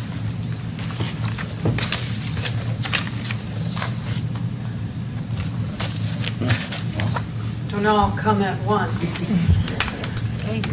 Okay, that brings us to the consent agenda then, and remaining on the consent agenda is approval of the minutes of the August 11th, 2014 revised, August 25th, 2014 Board of Trustees meetings, acceptance of the meeting notes of the Parks, Recreation, Open Space, and Trails Advisory Committee, approval of a liquor license renewal for Target Corporation, and adoption of a resolution appointing a member to the Open Space Advisory Committee. That'll entertain a motion to approve the consent agenda. Trustee Williams, second by Trustee Skumatz. Discussion? I think August 11th, I was not here, so, for the minutes. Okay. Ditto. I think the two of us were both missing. Okay. I'll just check it. Not spending money. So, all in favor? Unanimous? Thank you very much. That brings us to what was E, adoption of a resolution approving the agreement with Superior Salvage and Maintenance LLC for snow removal and ice control services. Trustee Skumatz? So my read of this is that we went out for bid a couple of years ago, and this is the next year in a continuing series, and that we revisit. I don't think we revisit with other, this is mainly to point out the metrics. Correct. So my question about the metrics is, there's such variability in the salt and the ice slicer, and is there some rhyme or reason for why that happens? And do we have some policies, or do we want to establish some policies to try to, minimize damage on roads or that sort of stuff? Or is there something peculiar about the snow in a particular year that made the use of those particular items? Because it was not like per inch or anything like that in any kind of function that made sense to me. So Alex, our Public Works and Utilities Director is here, and he can answer that, as well as the contractor, George Kuffner, is here as well. Yes, the ice slicer and other de-icers we use are really subject to the types of storms we get, the temperature of the storms, which varies significantly, and affect the use of the various chemicals. Let me just give you an example. Back in April of 2013, if you remember, we had 4 storms with 12 inches of storm. They were big storms. They came, and it wasn't like things were freezing. We had a lot of snow, and we had to do a lot of removal. This past year, we had a number of storms, and they just seemed to be coming every week, 4 or 5 inches, cold storms that required de-icing materials to make sure the roads were not slick. So this past year was a lot different from the previous year, where we had big storms, but wetter and probably, warmer, if you can put it that way. Ice slicer was used, if you remember, midway, but January, February, there was a shortage of ice slicer. So much was being used because of the types of snow. It was a shortage all through the metro area. We were having real problems getting, in fact, you see, we used, I think, 260 tons of salt and sand mix because we couldn't get ice slicer at that particular time. And so you can see throughout the metro area, people were using ice slicer because of the types of storms we were using. We have in our specs and the contract scope of services, we actually have specific rates that ice slicer needs to be put down. And the trucks are calibrated, so they put it down so many tons per mile, so many pounds per mile, I guess. And so our contractor's trucks are calibrated for that, and he keeps an eye. He knows when things are getting slick, and he's out very early in the morning, and he's keeping an eye, and he puts it at his discretion to put the materials down to make sure the roads are clear, and we probably have some of the best roads in the region in terms of being clear and free from ice. I think they probably have following questions. Mine's a little bit different than. Okay. Yeah. Okay. Trustee Williams. My next Trustee question is a Bibbers. little different. You'll be first. So I appreciate your explanation. For a lay person that's not an expert in this, you would think the more snow you have, the more money you're going to spend. But that's not necessarily true. It depends on the type of snow and the type of weather and how cold it gets and how much it freezes. So thanks for the explanation. And the hills that we have in the community are tricky as well. I mean, McCaslin right here is one of the trickiest roads, and the one going up to 128. So I mean, yeah. No, thank you. Trustee Williams? So my question is the difference between ice slicer and liquid de-icer. Ice slicer is a solid. It's mixed with sand. It has some mag chloride in it, so it's a solid that's spread on the ground, has some abrasives in it. The mag chloride is a liquid form, and that's normally put out at a certain temperature range, and a lot of times we use that prior to the storm coming down, so it's on there, and so it melts the snow as it falls and provides this clear level, but it's really in a specific temperature range where you can use that mag chloride liquid. So we use both, and we look at the storms and what the temperature ranges are expected to be, and we apply the product that we feel would best match the storm. And are any of them harsher on the road surface than others? What's the relative harshness on the road surface for long-term sort of O&M? Well, it has an impact. I guess maybe George, you can help me on long term. I don't think degrades the pavement at all, and a lot of the ice slicer eventually gets swept up and is picked up and hauled away. But I don't think we've seen particular effects on pavement, more on maybe the concrete, where we have some of the concrete wearing away because of the... Sorry, I think of pavement and concrete as, all kinds of pavement. That's the curving pattern, right. Yeah. So George, you want to make I was making that to find a distinction. The, Any of the pavement we got. The ice slicer, or even the magnesium chloride, as the solution dilutes, and it goes down in the cracks of our curbs and gutters and our sidewalks, and then it freezes, it sprawls the concrete, it pops it off in little layers. Sand doesn't do that so much? Pardon me? Sand doesn't do that as much? Sand, you have a 12 or 15% salt content versus magnesium chloride is 38% salt, and then it has the other ingredient, the little bit of oils and stuff in it to get the rest. And of course, ice slicer is about 75%. It has 3% red clay and just some other little minute percentages of minerals. So the salts, as they dilute and then they freeze, that's what causes our problems in our sidewalks. On the pavement, it's all, the asphalt's a way stronger, it's more porous, it goes down further, so it has a lot, the oils that they put in asphalt are designed to go down to below zeros without it popping and breaking loose, where concrete don't have that. And, Go ahead. No, go ahead. I was going to ask then about, I recall that there were a couple of years where there was a lot of complaint about sand at the end of the year not being swept up and all that sort of stuff, and I see, not much sand used, and then I see a hunk of sand used. And did that result in follow-on higher costs for the other sweeping? Yes, behaviors? street sweeping costs were higher because we had to use more sand this year than in previous years. And the reason why we've gone away from sand is because of the air quality impacts. Sand gets ground up and it becomes one of the particulates that you have in the air pollution issues. So a lot of the agencies have moved away from the sand salt mix and gone to the mag chloride, the ice slicer mix. And like Alex said earlier, there was such a demand on ice slicer, it got so cold that the cars that were coming through Wyoming out of Utah were freezing. The ice slicer was actually freezing in the car. You couldn't get it out of the railroad cars. They had hundreds of railroad cars with ice slicer in it because it all quits working at a certain temperature. I mean, so they were frozen the cars. There was no way to get any ice slicer. So we had to go to salt and sand. And then it got to the point where the last loads, they were telling you, we got 4% salt, that's all you can have, because we're out of salt as well.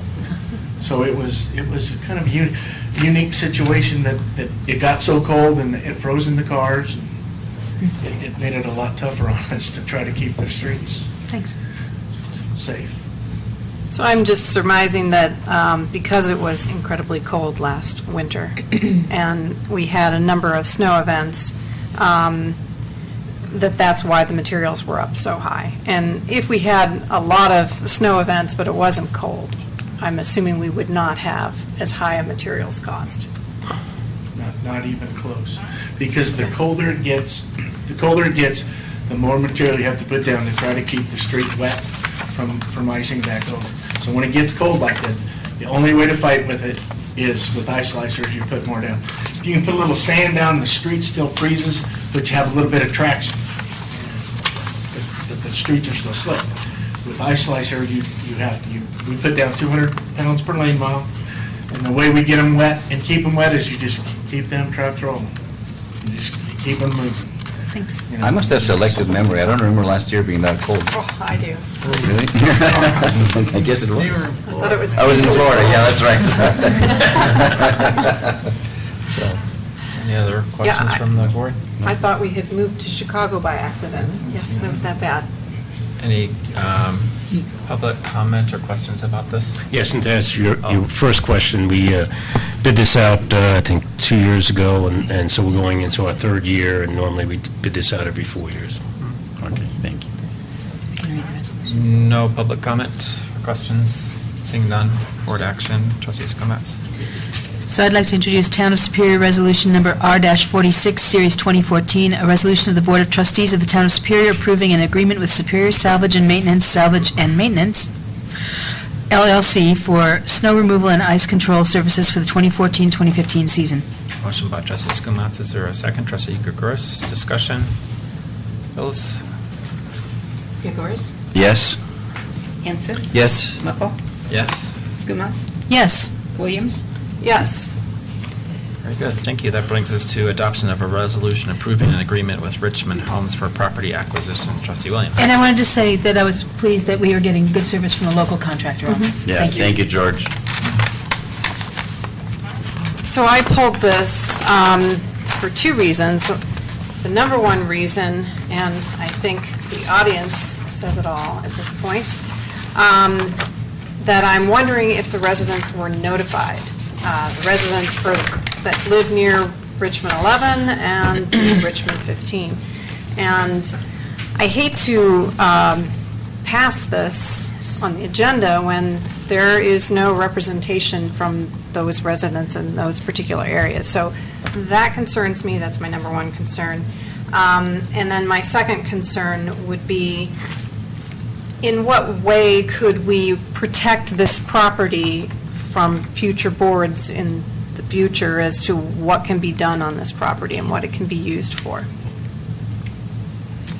I don't believe that there is a way to tie the hands of a future board. I understand that, but it's very hard for me to want to pass this when I'm concerned that it could turn over to be commercial property. And then at that point, the whole purpose of why we're buying it would be for civic space, so that we have some land in the town left in order to do some of the things that we might need to be doing for our residents as far as civic service. So my comments related to that is that if you want to protect that property for civic purposes and not commercial, that you would want to acquire it because they have It's zone commercial.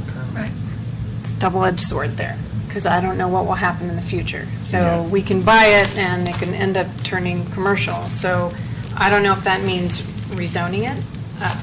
I mean, the board could rezone it, but a future board could rezone it as well. That's true. I guess my comments are, I'm delighted that we're buying this because that means we have control. So I'm definitely in favor of it. I think it's a fair price. And there's a lot of things we can do with that piece of property. It's a great piece of property. And I The would say location is that, amazing, so. I'm not against buying it. No, I understand. Not at all, actually. If the I'm very board would excited about it. Decide to move forward with the purchase tonight. My guess is there's going to be a year or more of planning and and discussion. Think town center. Yeah. Yes. The discussion. Of what not only the town board would like to see there, but residents as well. Yeah, we'll have plenty of time to discuss this. Tonight, I think it's more, do we want to purchase it or not? Well, and I think that those residents needed to be notified. I mean, I live near Richmond, I think it's 11. I was not notified, although I know, but none of my neighbors were notified. And any of the neighbors that are on the Richmond 15, Andrew Drive or whatever streets are those, they're not here, and I know they would be here. I am positive they would be here for this meeting. Whether they're for it or it's against it, there is a couple. I only know about it because of the public email. Right. Thank you. There's a couple. I'm Just not saying that you're not I'm here. sorry, yeah, just in terms of, we would Can't love your interact. comments, but yeah, we can't have a back and forth. I mean, my comment to that is that I think when the town purchases real estate, that's not always, the negotiations don't happen. You know, we have executive sessions for things like that, so I don't necessarily feel like that's part of the process. But this is, I mean, it's I mean, we've very done that. important We've that purchased real we, estate in various, parts of town, either for open space or whatever, but we have these discussions first. We discuss prices, we do appraisals. I mean, there's a lot of things behind the scenes. so if you lived behind the Richmond 15 and you were not notified, and then you later found out that it was bought, and now a future board rezones it for commercial, how would... My thoughts is that I wouldn't want Richmond to own any property, so I'd be delighted that the town owns it, so I feel like the other way around. I trust the town more than Richmond, so for me, that's how I see it. Okay, and But then you're future one boards- representation, there's Yeah. others that would... Well, I know, I understand, I'm just telling you be how I upset. feel, and I don't know if we can do anything about future boards. We can rezone it whatever we feel like it now, but any future board can also rezone it unless we rezone it and we build something that the residents that live adjacent to it agree and are happy with. But, these things take time, And actually, I probably shouldn't even brought up the second point, because really the bottom line is that the residents weren't notified. And, yeah, that is my second point, but I don't want that to overshadow the most important here is that no one was notified. We recently purchased the Shansham property. We didn't notify residents. Then we purchased 13 acres of the Remington Homes property. We didn't notify residents. Then, We did. We I had mean, a the town- huge by this action tonight, audience. the town's not rezoning anything, it's not approving any development plans, it's just simply purchasing a piece of property. Those things have to be worked out in the future, and as the board has indicated in the past, public participation in those discussions will be overwhelming. What's the process for that, Matt? If a future board wants to rezone, do anything there, what's the process? And how is the community made aware of that? Well, it depends. Like for the 11 acres, 12 acres next to the El Dorado K8, we've had multiple community forums where neighbors are invited and asked what they'd like to see there. That's typically how we do it. Yeah. We send out postcards or e-blasts and ask people to come and provide their input on what they'd like to see at the property. That's how we've done it in the past.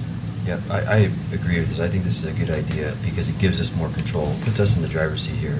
And then if a future board wanted to make changes, the residents that back up to there is going to would have a lot of opportunity to voice their concerns or support for it. So I think it's a good move. I think it's a great idea, no question. But I'm just incredibly concerned that this is not filled, that the audience is not filled. And I am shocked that none of my neighbors knew about it, and a lot of the neighbors over in the Richmond 15 didn't know. I mean, obviously, look at the audience. There's very few people here representing this particular item. So that's my concern. I mean, I think it's a great idea. I'm all for it. But is there any possibility that we could just give some notice and then vote for it at the next meeting? I'd be happy to pass it then. But I just feel like it's a little, I don't want to use the word sneaky, but it's just, we're just sliding it in, and I feel I completely uncomfortable. disagree with that. I completely disagree with that. I think we don't negotiate publicly with Richmond, and we negotiate privately. And we reach a real estate agreement, and then it's up to us to vote yea or nay. But then we vote in public. We are voting. Now we're voting That's what public. we're doing, but yes, that's what we're doing here today. Right. But we don't negotiate by inviting the neighbors, say, what price do you think we should, I mean, that's not how we do No. things. We never have done it this way, and I would never suggest we do it that way. No, but we owe it to the residents to at least give them a heads up what we're doing. I mean, we owe them that. We're government, it's probably transparency. That's why we And post I'm our agenda. happy to vote for it, but I'm not going to tonight until at least everyone knows about it. So from my perspective, I think I wouldn't recommend delaying. I think we should control our destiny if we want to have some property where we would want to put civic spaces, which I suspect is going to be a significant aspect of this property. Delaying that, I think, would not be productive, at least in my opinion. But 2 weeks is not really delaying. Okay. 2 weeks, that's all I'm asking, just 2 weeks. I don't think anybody... I think I'm ready to vote We'll tonight. get public comment, but I mean, I don't think anybody else on the board is going to change their opinion about how to proceed here. Yeah, we had a thorough discussion as a board on this. I agree, but it's now time for the residents to have something to say. Yeah, Like- absolutely. I think we Like, can- we we love can- it, please we buy can- it, or no, we don't like this. I mean, don't you care? I think we're making the right decision. I think we're gonna hear. All right, well, along We're those gonna lines, hear. if there's any public comment, this would be the perfect time.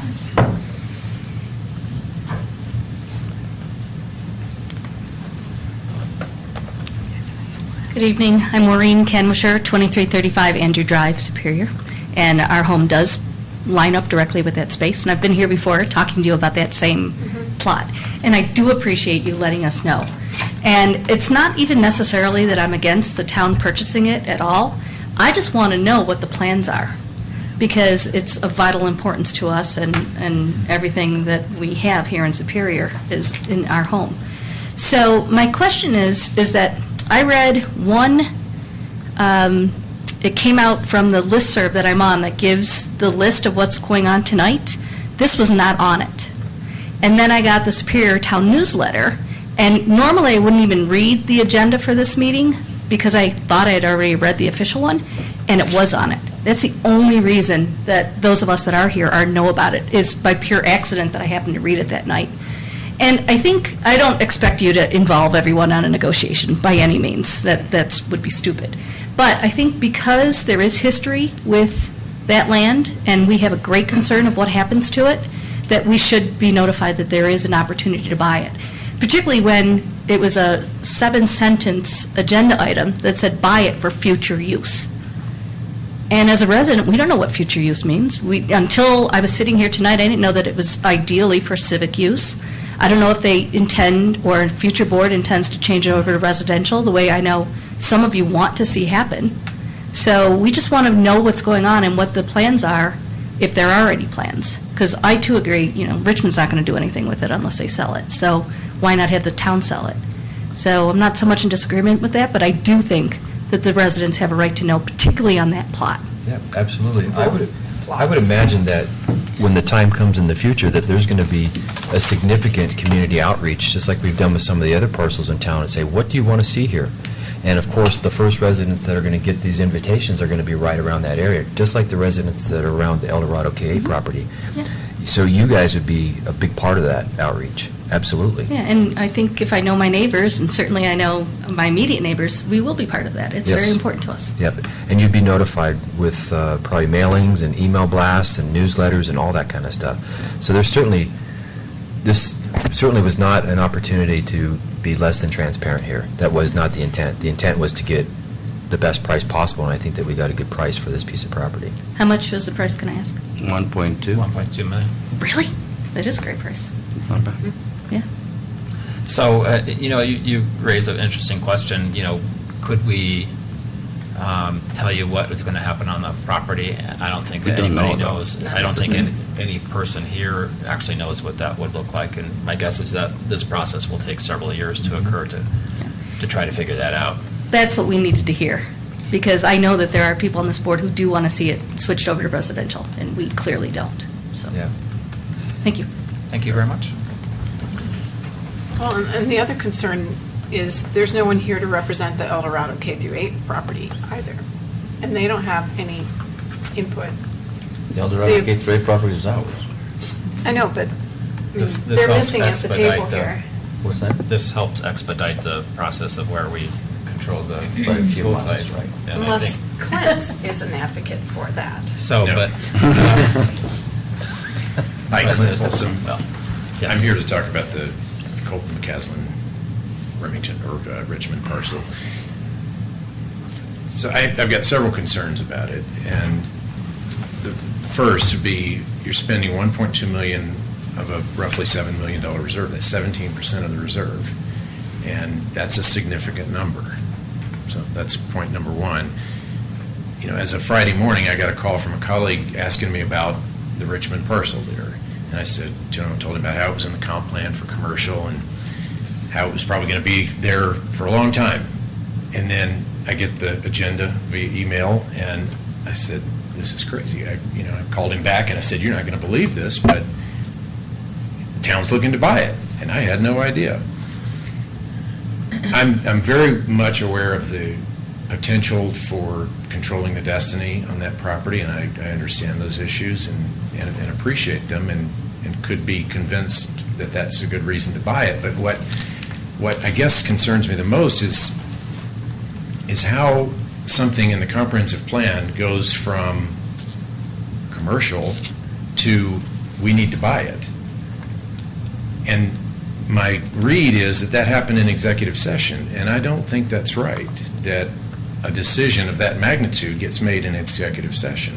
I mean, I'm all about buying things that make sense to buy them, but to me, this feels like that I went out and bought a Cadillac for 50% off and brought it home to my wife, and she says, we weren't planning on buying a Cadillac. What are we doing with that? And so that doesn't feel right. So I'm concerned about the process. I'm concerned about the amount of the reserve. And then lastly, I'm concerned about we've got no plan.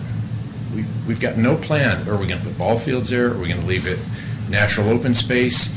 Are we going to do something in between? I mean, all of those are valid ideas, but to buy it and then say, oh, we'll figure it out later. Let's spend 17% of our reserve and then we'll figure it out later. So that's my comments. So from my perspective on that is that we're not rezoning anything. It could certainly just remain commercial as it is if that's what the board decided. But this gives us the maximum amount of flexibility of what we could do then. So. And I'm just going to say, as long as I've been on the board, which is 6-some years, it's been the discussion of the board, and many different people have come and go during that time, that we would pursue buying this property.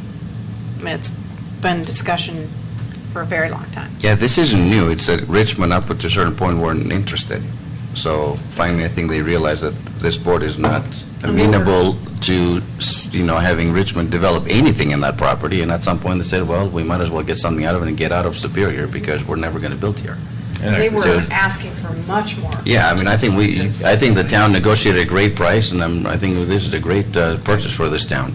And I can say that I recollect an election a while back where some people were interested in keeping this as open space and swapping that for some other property that was a big part of that election process, so. I Here don't we think are. and here we are. With the same two properties. Yes, exactly. Yes, Okay. exactly, and we're So, the people. thank you very much. Kendra has a clarification. I just wanted to Yes. clarify for the record, just that there were no decisions made in executive session, that No. the decision to be made, if it is being made, is being made You're right. tonight. Tonight, So right. I just wanted to clarify that. Didn't zone anything. Thank you. and- yes. Okay. Gladys Forshee, 404 South Third Avenue. Well, I'm extremely concerned about the executive session. Maybe it wasn't anything decided, but yet it was decided. Otherwise, why would you have a price? I mean, the price, I can understand you not discussing publicly. I understand that 100%. But as far as not letting the people know, that's wrong. That is totally wrong. I think that George and I have hollered excessively about executive sessions, and it's wrong. Kill it. Okay, additional public comment? Seeing none, any further board discussion? Any action that anybody would like to take? Does somebody have it in front of them? I'd like to make a motion, Town of Superior Resolution Number R-47, Series 2014, a resolution of the Board of Trustees of the Town of Superior approving an agreement with Richmond American Homes to purchase a 15-acre parcel. Motion by trustee Hanson, second by trustee Gregorus. Further discussion? I'll just reiterate that I don't think anybody knows what's going to happen on this property, and could it stay commercial? Certainly could stay commercial. Could it go to residential? I don't know. I suppose a future board might go that way. I don't think that that's a high probability, at least for a significant fraction of it. My guess is that a big chunk of it's going to be for civic uses, but that's just a guess because this will involve an extensive community outreach and public participation process, but this gives us the maximum amount of flexibility and doing it at a very good price. So, with that, Phyllis? Hanson? Yes. Muckle? Yes. Skumatz? Yes. Williams? I'm only saying no because the process wasn't followed. Gregorus? Yes. Okay. Thank you very much. Motion carries. With that moves us to 8, discussion of the 2015 budget. Mr. Magley. Thank you, Mayor. I asked Paul Millis, our finance director, to come up. The board has, in 2 work sessions, gone through the draft proposed budget, 2015 budget, and identified 3 policy items that Paul's going to go over, and then any additional items that the board would like to discuss tonight with relation to the budget. We're happy to discuss. Thank you, Mr. Magley, Paul Nellis, town staff. As Mr. Magley identified, this is merely a discussion item only. It'll continue the budget process that was begun, budget review process that was begun in late August and will continue into October. Typically, the board process over the last several years is after the initial review by the Finance Committee and some additional board members who also participated in that initial review. A number of budget policy items will be identified to be discussed with the entire board. So that is in fact what we're doing this evening. The 3 items topically, and then we'll go into some level of detail obviously on them, but the 3 items include looking at providing additional resources in the form of additional staffing or contractual help to assist with the ever popular town programs, events, and committees.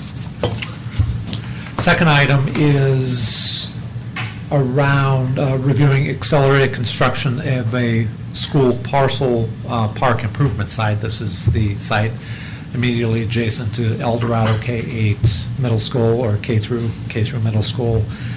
And the final policy item that was generated from the Finance Committee review includes potential contribution to the city of Louisville for their annual fireworks presentation or show. I could go through the first item, the resources to assist with town programs, but I think it would be probably more beneficial if we could have Patrick Hammer, who would supervise this particular operation, the town's Parks, Recreation, and Open Space Director, briefly go through that particular item, and then I'll jump back on the final two items. Thank you.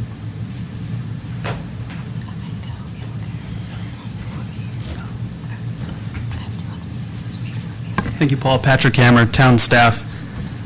As Paul mentioned, pro staff was asked to identify potential impacts and potential resource options to deal with the growing volunteer opportunities in town, the growing special events in town, and the possibility of taking on a staff liaison role with the Youth Services Committee. And just a little bit of a kind of overview of the department right now. We're currently maintaining over 20 recreational programs servicing well over 1,000 citizens. This past year we added the new outdoor education programs, which we took on internally. We're currently maintaining between 15 and 20 volunteer programs. We work anywhere between 200 and 300 volunteers. We had over 100 volunteers help us out with Chili Fest this past weekend. Staff's currently taking on Arbor Day, Bike to Work Day, 4th of July celebration, Chili Fest, the National Day of Service Project, and Volunteer Appreciation Dinner. We also help facilitate the Spear Morgul. We work with the Rock Creek HOA, Boulder County Sheriff's Department. We host the Stocking Run, and we work to host the Koppenberg Bike Race. So staff's plates right now are pretty full. We take on 3 staff liaison roles with ProStac, OSAC, and the Historic Commission. We kind of figured that we spend between 10 and 15 hours per month working with the Historic Commission and 25 to 30 hours per month with the other 2 committees, sometimes more based upon the activities that are going on. This past week, getting ready for Chili Fest, that'll pretty much shut us down completely for the week because we're also all of our own event labor and staff setup. So looking at taking on an enhancement to the Morgul Bike Race, getting the volunteer programs up to the service level expectation where staff and the board wants it, and taking on the youth advisor or the youth services committee, I think is definitely doable, but there's got to be a staffing component to help with that. As we started digging around looking at working with youth committees, the first thing we noticed is that work's largely going to have to take place after business hours. Sure, with OSAC, ProStac, and Historic Commission, we email constantly throughout the day. And we know that kids have access to technology, but the one thing we don't want to do is try to engage that group at all during normal hours of what we call business operation. And the other component is when we're doing events with them, it's different than an OSAC, ProStac, or Historic Commission where we can send them out to do it and know that you'll have qualified adults on site. These activities are going to have to be coordinated around sports and extracurriculars. So adding that component to staff's current workload, it would be probably at this point a little unreasonable, especially on Katie's schedule, who's currently doing the volunteer stuff. So those are a little bit of the impacts that we had discussed, just internally what this would look like throughout the department. And then when we were looking at kind of the staffing analysis, the first thing we looked at is what would kind of a volunteer coordinator position look like, who can also assist with the town's events, allowing Katie to kind of focus on the event component, but not lose the volunteer component. One of the biggest stresses we face on something like Chili Fest or 4th of July is when 100 people show up and we're in the middle of trying to control everything, not having a point person to stop and get all these volunteers in order, it's somewhat a waste of the volunteers' time, and it takes staff away from what our purpose is keeping this event going on. So doing some research, volunteer coordinator positions or volunteer assistant positions at the full-time level with benefits comes in somewhere between $50,000 and $54,000 a year, including the benefits. That's 40 hours a week. And we also kind of briefly looked at some part-time positions. We found some in the ranges of 18 to 20 per hour. Most of those positions, though, were kind of a seasonal, and those positions didn't specifically work with committees that would then interact with the town board. So that's just a little bit on the staffing research that we did once we got this request. Quick question on the salaried position. How much of that is the actual salary? Probably around upper 30s to 40s. Okay, and then if it were an hourly position, that's a part-time position?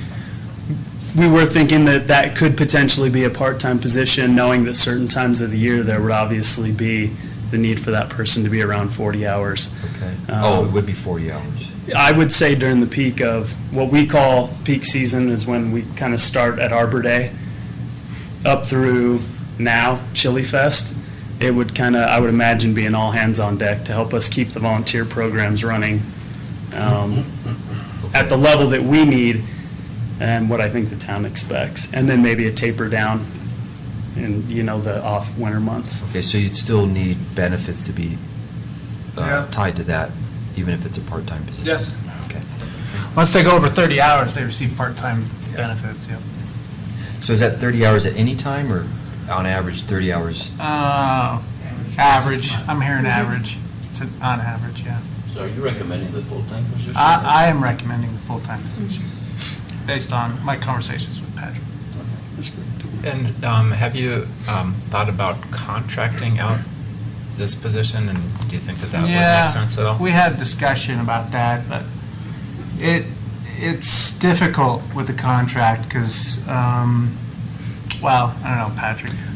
There were some concerns about the turnover of a contract, and the hourly rate, I think, to get a contractor to do this kind of work and be vested and work with the Youth Services Committee would potentially maybe double that. Okay. And we'd get into kind of the $40 to $40 range. Okay. And then there was concern on staff's part that, contracts for us tend to turn over a little bit and wanting continuity in the Youth Services Committee, that it would maybe be a little bit better if that was an in-house and staff had a little bit more control over it. Okay. And during the non-peak season, what would, do you have an idea what that position would do or look like, or? Well, Patrick can add. My thoughts are, some of the events are getting to be year-round planning type of events because they're getting to be so big. Yeah. So that's one. And then the second thing is, I would imagine we might be able to add, sometimes the board has one or, like a one-day event that's kind of new, national Trail. They serve yeah, as the national Trail treasures. Day Both. and the National Remembrance Day in September we added. Things like that we might be able to add as well as they come up. So we'll be better equipped to add them, I would say. And something that staff has found is, a program that I think we'd all like to see grow is the Snow Busters program. And what we have run into is, with that kind of unpredictability of really having to think about it in October or sometimes all the way through March. And I think when we created the program, we really underestimated the amount of staff time it was going to take to make sure that on a day that it snowed, person A was accurately coordinated with person B. And really making that project and program work with consistency so everybody understands it year after year, I could see becoming a significant piece of this position's season once we get through Volunteer Appreciation Dinner and National Day of Service. Okay. So with this person, if it's a full-time position, would they be the liaison, the staff liaison for the Youth Services Committee? Yes, that's what we're thinking. Okay. So you're thinking of somebody maybe younger that could relate to these kids better? Absolutely. Yeah. Not that we're older, Nice way to put it, yeah, I like that. Okay, any other questions? All right, so you'll then, I think the board is interested in seeing this as a line item add, presumably. Okay. Thanks. Thank you. Thank you, Mr. Hammer.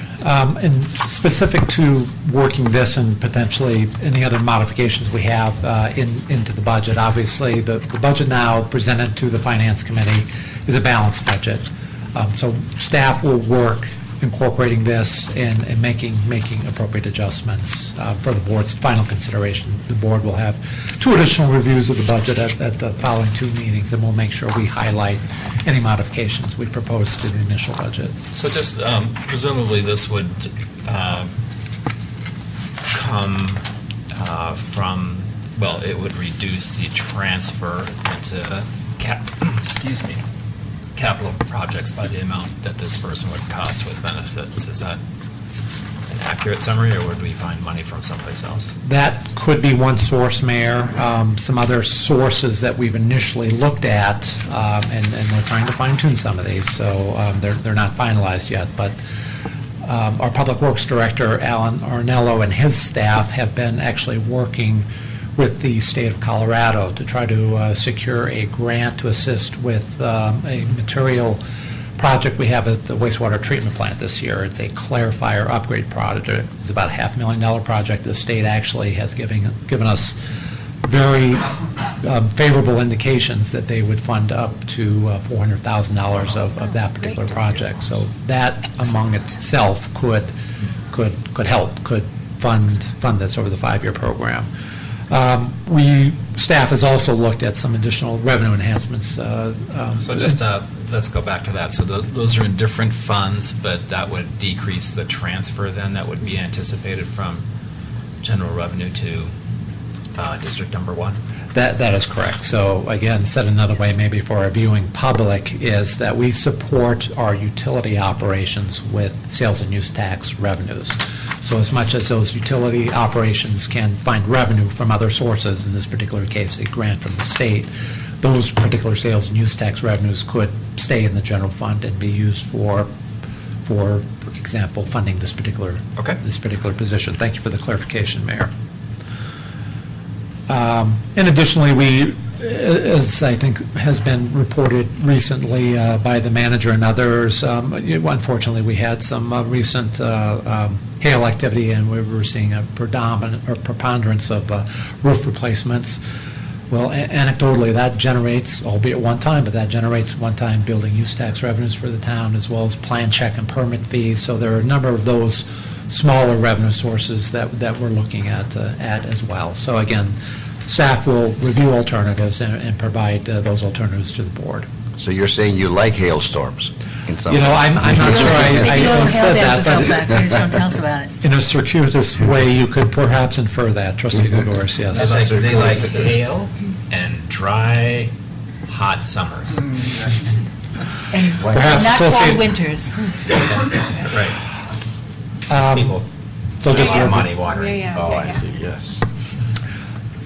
Item number 2 for discussion for the board is titled Accelerate Construction of the School Parcel Park Improvements. Currently, as part of the 5-year, the board will be adopting a 2015 budget. And as part of that budget adoption, the board will give direction on a 5-year financial plan. As part of that 5-year financial plan, we have a new construction of a new park in the vicinity of El Dorado K-8 school. Currently, within the 5-year budget, that's programmed for $2 million, $1 million in 2018, $1 million in 2019. There was some dialogue, again, during the Finance Committee review, is there any way to accelerate that particular project?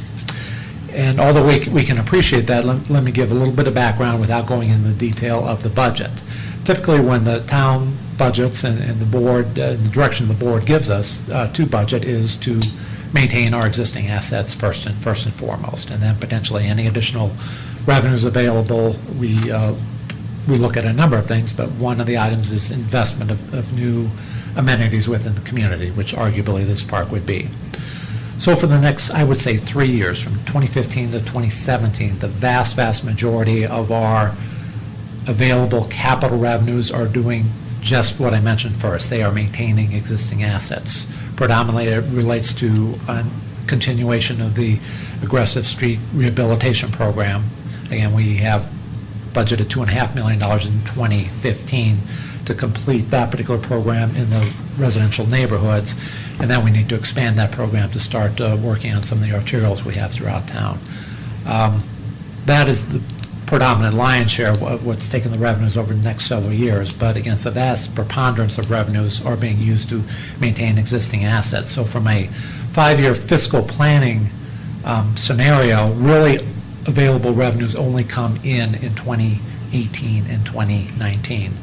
Additionally, with this park, and I think we discussed it in the Finance Committee, we don't have any definitive plans yet for this particular amenity. And I think actually on the plan evening of the budget adoption, October 13th, that'll really be the first time. So staff currently is working with consultant to get alternatives of maybe what this amenity ultimately would look like. But that is not going to come to the board for their consideration to even begin that dialogue until the adoption of the 2015 budget. So, there's a little bit of disconnect there timing-wise. So we did have a designer already design at least 3 different ideas for that park, and we have had a number of meetings for residents to look at those, and got an overwhelming response to at least 2 out of the 3 different layouts and designs.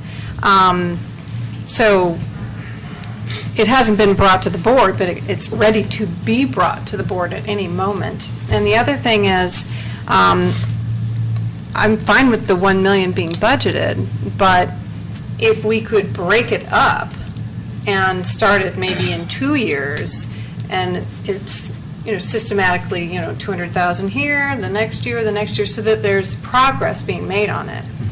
That neighborhood has been around for about almost 20 years, 15 to 20, and I just want to make sure that those residents are serviced by a park before the town center has its parks built. And I think that that's something that we should be providing for our residents in that area. And I'm talking about the whole south of Colton. Trustee Skumas and Trustee Gagaris. So my concern with this, with accelerating it and also significant dollar investments in new parks is I just can't see significant investments in new parks until we pass a bond issue that says we're going to have O&M funds for it. So that I just have a significant problem with us looking in that direction. And as far as, and your question, this is a little bit of a tangent, but I'll just make it I hope you can just give me a date. Your question about the town center things reminds me of the deadline that we have to have. What's the deadline we have to have plans before, or else it doesn't happen for 5 years, something? Yeah, there's a... I thought it was September. The reason I'm freaking out is I think it's December 31st. December, not September? Okay. Wasn't there an October 1st date? I think there's something September, October. For the indoor space, whether we want to commit to that Whether or we want not. to commit to it. Thank you. All right, sorry. So, I don't live in that part of town. I live here. We have Purple Park next door to us. We have this beautiful park that we enjoy every single day. I go for walks. But I totally agree with Trustee Williams. That area needs to have a park. There's been a lot of community support and involvement. We already have the designs. I mean, I feel like this, in a lot of ways, this park is ready to go. And I understand what you're saying, that we don't have the funds and we have to take care of the street between 2015 and 2017.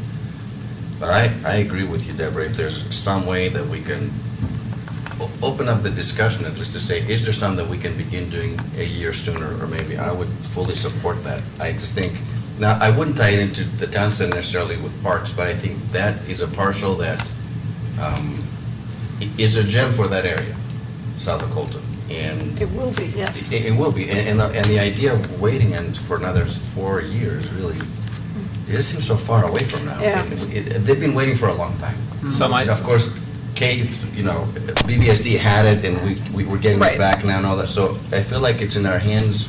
Let's do something if it's possible to do it a little sooner, that's all. So I think there's Can't we break it up definitely. 100 grand per year or something? I mean, that's pretty nominal, but it's I at least don't, so progress. from my perspective, unfortunately, $100,000 a year isn't No, going it's to get you nothing, much. yeah, no, I know. Because the But have to big chunk of it 20 is years just to do it. grading Run out of and number. grading What and number? putting a parking lot and whatever. But I think that the way you accelerate this is actually to identify a revenue stream for Yep. the entire parks program, Yep. which would involve property tax or sales tax or whatever it is, so that you have an identified revenue stream that you could bond against, and that's the way you would accelerate this. But I think before you put something out there, you want to make sure that you're covering all your bases, so it's not just this park, but if there's other indoor space amenities that we want, that it should be one, part of one big package, so And that's that's my perspective. well and good, but we've not done that for all these other parks that we've been doing. And now you're going to just put the No, kibosh. it gets raised every and put the- time. I will say it gets raised every time. But But I I'm have a saying is question. that if you want to Yeah. accelerate it, that's how it's going to happen, because we have significant ongoing O&M needs for our current We surely do. assets. And I have a Trustee different Simmons. question. So my other question is, and this is not to, I just would like to get some facts straight. So my question is, I've asked in the past to have a Google map to see how much green space there is in the different areas of town. Can you redo that, but also tell me what is sort of like the acreage per house of green space in the different neighborhoods? I'm thinking that there's a perception that we're short of green space up there, but from the map, I can't see it. And so that's the problem I have with it. So I would really like to just get some numbers that see tell if we me can what's do the green that. space acreage per house in different Per neighborhoods. house. Thank you. So I would like to see us accelerate too, if it was at all possible, but the price tag that we see here is a little surprising to me, because we haven't really seen anything. I mean, we know that there's some tentative plans out there, there's been a lot of community outreach, but how did we base $2 million? What did we base that on? As was discussed in the Finance Committee, I think there are some options that are looking at the park in excess of $4 million. I was So going to say, 2 seems like it might be cheap. it might be, but essentially it's just the ability to play. It's identifying that this is a priority. We've heard that from the board, but there are only limited resources. In fact, over the next 2 years, the capital budget is essentially spent down to zero, predominantly on maintenance-related projects. So it's, Trustee Hanson, just trying to identify a material placeholder that we could, consider doing something for the park. But there obviously needs to be much more dialogue on what that something looks like. Without a bond issue. Thanks. Other questions? Well, I mean, I don't want to put this dead in the water. I want to figure out how we can make this happen sooner. I don't care if it's allotted 200 grand a year. Somehow, some way, we need to be able to show some sort of progress and have that project go somewhere instead of just sit there for 4 or 5 years. Because in 2018 or 19, who knows? Might never get done anyway. This is why I think that if you can tie this to a election question where there's actually revenue being generated from it, that would be extraordinarily helpful. And how many years off would that be? Could be done next year. I find that hard to believe. We I think haven't it's done too well important. with I that. think it's a high priority. It's just a matter of the board wants to proceed in that direction. So, a future board will be having these discussions, but clearly you'd have, it's a lot of time, but not a lot of time between now and next year when you'd have to do something. But hopefully you'd be able to get something together within that timeline with a whole big recreation package for the town that people can then decide if they want to pay for it or not. I agree, Deborah, maybe 100,000 is too small of an amount, nothing really gets done there. But if you look at the history of Town 9, that's kind of how we did it. It was every year there were improvements made, and the next year there were more improvements made until we have this beautiful park here in the original town. So, yeah, I just want to stay open if there's a way to expedite this and to begin, I mean, I hear that for the next 2 years, we're down to zero, but if there's something we can do a year earlier, 2017, and maybe find $500,000 and really be, break ground basically, and do something with that park. I totally agree. But Okay. So, staff has heard the board direction, and we'll review that as well and come back with alternatives at the next board meeting with the preliminary budget review. And you heard my request for a specific I did. output. Okay, thank you. Per acre per house. Thank you. Acre of green per house. Thank you. Wait, what are you getting now exactly? No, but I want a calculation. It's acreage of green space per house, based on... In different neighborhoods. Yeah, the different... But did Lisa not also ask for... Not just I did. south of Colton, No, but just the right, whole town. that's right. So we can compare. Yes. Okay. Because I thought the picture made it look like there actually wasn't a shortage, and that's why I'd like some numbers to get a better feel for that. And I'm not so sure what that's going to prove. I think it's going to stop having say, I always hear this prefaced with, this part of town doesn't have the same access, and if that's not true, I want to stop saying it. I guess what I'd say is that, We can make it, then we can do it for any reason we want, but I don't want it to be done for a misperceived reason. probably makes sense then to divide by category. So, Well, I was just going to do single family. no, not No, the not calculations. residential, The calculations. Like natural open space, Yes. irrigated Green. versus Yeah. manicured open space. And then total. I was just And going then to focus total. on irrigated grass, what I was going to focus on. Oh, But if okay. you- we That's- can- No. Because that's what we're talking about. Yeah, we're talking about useful irrigated grass space is, to go out and you know, run and, yeah. Correct. Okay. So I would that you argue can the open use it. space is useful Usable space, part. but- Usable. Oh, Whether Okay. it's No, a- just to be clear, because I thought we were talking about the whole kit and caboodle by area, so you were going to concentrate on the irrigated. I was. So you're not And I'm not talking talking about, about those little paths, but whatever. Okay. you're not talking about the irrigated natural grass? No. Okay, because I mean, you can't Okay. plant. Thank you. Right. Okay. The final policy item for discussion this evening. So did we actually decide what we're doing in terms of the budget for coming up with item number 2? We're leaving it as it is right now, and you're going to explore additional options, is that? That where we're is at? correct. I Okay. mean, it sounded, just for direction then for staff, it sounded as if there was any way to accelerate this project, I am assuming without materially impacting our current maintenance schedule. Definitely. Right. Staff would look at alternatives. In addition to, I think, what the mayor and trustee Schumanns had mentioned, there's always the alternative of a unique funding source for And something like when a window this. for that might be, or something like that, so, Yeah. okay. Thank you.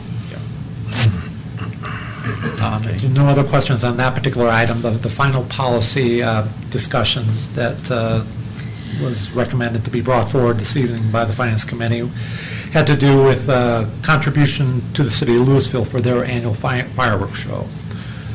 The question was raised to consider giving financial assistance to Louisville for this program. I think primarily just because of the proximity of Louisville to Superior and with our residents, enjoying that particular show. I think our manager has. Can I ask how this came up? The board asked for it. Who asked for it? I think I brought it up, but we At had the Finance discussed it at the Committee Finance Committee. I thought it was a great idea. And I was glad your number came up pretty close to a third, which I thought was Yeah. about the right number. But I think there should be some things like they have to advertise it as both, and that they maybe have to have a tent The that's Superior Superior Louisville dedicated and all fireworks that, show? yeah. Right, that sort of thing. over in Louisville? Yeah. But it- I And mean, the, 0027 fireworks show. we've already started discussing those aspects. Thank you. So, And A tent, and all that's for Superior Right. people, or And food. whenever the town center gets built out, Event. especially the core area there, they'll be able to view it from that What are your location thoughts? right there, huh? Or Are we you in move it. favor of this? I am, yeah. Or maybe at that point, we alternate its location or something, Yeah. yes. Well, that's a great idea. If we can go back and forth, that's. After we have a space yeah, that we can yeah, do yeah. it, yeah, which we don't. Do we have any idea how many of our residents now go over to Louisville and watch the fireworks show?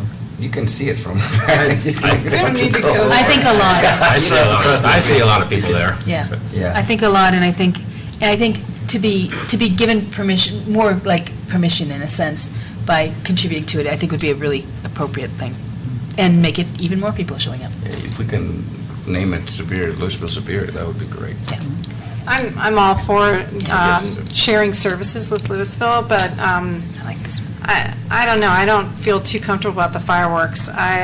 It's always going to be over there at their golf course, and It doesn't always have to be feel, that way. well, Lisa said it could go, we can alternate years. Once we have a town center or something, we can do it. 20 years from now. I think this is a great discussion in 5 years from now, or something like that. When we see something being built and we have a vision of where we might have a fireworks show. Yeah, that's the other way, that's the other way to look at it, right, is you wait till this is built, at least we have a Main Street here, and, you know, you wait 3 or 4 years and then maybe you do it. Maybe this is Well- premature to do it in 2015, I don't know. But- I tend to agree with the mayor. I think there's probably a Paying good our share. percentage of residents that enjoy that show. Don't have to drive anywhere, you know, if you don't want to, you can go over to the golf course. And we set the foundation and established that partnership now, so that when we have a place, And- that we can do it on our side. I think it, you know, for a very nominal fee, I think engenders a whole bunch of goodwill. That's the thing, it's not that makes that much. everything It's else not work that much. better. And it's fairer and So, better. I'm not sure that staff has clear direction about this, so I think this vote might have to come back at the. I mean, I've gone to Folsom Field, I don't feel like I need to contribute to both the fireworks. Thank you, thank you. I But rest I my do. I case. would. Seriously, it's- I already used to drop off a little bit of money to help contribute. I go to the Broomfield one too, and Okay, well, either way. I go to them all. I don't think there's clear direction, and so we'll just, I think we'll have to actually just vote on this sometime, Okay. maybe during the Okay. October meeting. I mean, separate from the budget. No, with the budget. With the this is budget. So then Okay. you would Decided. vote no if you weren't for the fireworks show? No, Well, you we- vote in this independently. Line item. Yeah, I mean, we have another That's what I discussion. asked. We have some follow-up on a couple of these anyway, so we'll have some more discussion. Get direction from the board at the next discussion, and then when it's ready for adoption on the 13th, hopefully we'll have a decision. I'd like to see how Trustee Pennington and Shirley feel about it too, since And it they're clearly here. would be easy, just, I mean, we could just take it as a Interact. separate part, and then you can vote yay or nay, and then move on with the big budget. I There like might be the a few idea overall, I things. just think it's It's just premature. It's premature. premature, that's It's all. definitely It's a good idea, but it just seems I like it. Okay, A little early. a little. all right, well, good discussion at that time. Yeah, that So was we it have from questions staff's about the rest? perspective Yes. on policy What's that? Some items. questions about the rest of the piece. Yes, certainly, if you have questions. Trustee Scomaz. So I have a couple of questions on the follow-ups to questions that we had during some of the meetings, and there aren't very many, and they're pretty small. So one was, the question on, the answer to number 4 from the follow-ups from the 8/25/14 meeting, the one about the pools usage, Which number is it? number 4. 4, okay. The impact now. It's, some of the open times that I'm concerned about are early mornings when citizens would be interested in lapping, maybe before work, and also then sort of Saturday afternoons, that sort of thing. I didn't get clear, I couldn't really see that in a lot of this, and I also wondered why the pool wasn't open. You said before the pool is open to residents, but it seemed like morning was a really great, early morning is a really great time for residents to be doing pool laps and that sort of thing, and I wondered why it wasn't open those times. So Yeah, my Patrick's- question was trying to get at, do the teams regularly take up the pool during times that would be peak times that residents would like to use it? Yes, the answer to that question is yes in the morning. And it doesn't say, and it doesn't really say that clearly here. It didn't seem to But lay only that at out, but only at the north pool. which matters, yeah. Couldn't it be split better? I don't see any way that, we have to just make a decision if we want to continue with the Flyers, because you can't really, it'd be very difficult to split up times. But I think it's been a while since I've done laps over at the south pool, but do they still have lap swimming over at the south pool? That didn't seem like a big drive. Thanks.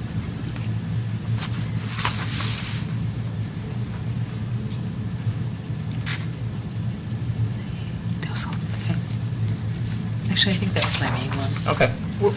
Are we just going through the questions? No, I didn't, I only had questions, most of them, that was not, I think most of the rest of them were clear to me. That was the only one that didn't really answer the question in a direct way. Well, you're looking, so as part of the outgoing mayor's desire for the big recreational plan, it would be great if we could cover one of our indoor pools, perhaps, something to think about, so it makes it year-round. So obviously, we'd never have enough money without identifying a revenue source for it, but I suspect there'd be a lot of use for that. Are you saying cover one of the existing pools? I Like a think bubble? so. Bubble? Yeah, or a hard structure, I'm not sure. Retractable. Yeah, I don't know. That's even better. It could be like a stadium. That's maybe, what I'm you know, thinking of, which the is it, Seattle Florida? Stadium. I forget which one it is. Seattle has one. Okay, A so, 3-season sunroom. no, but you know what I mean, I think That's a great- it great might be idea. a way of doing it, but once again, there'd be no way of doing that without identifying a revenue stream.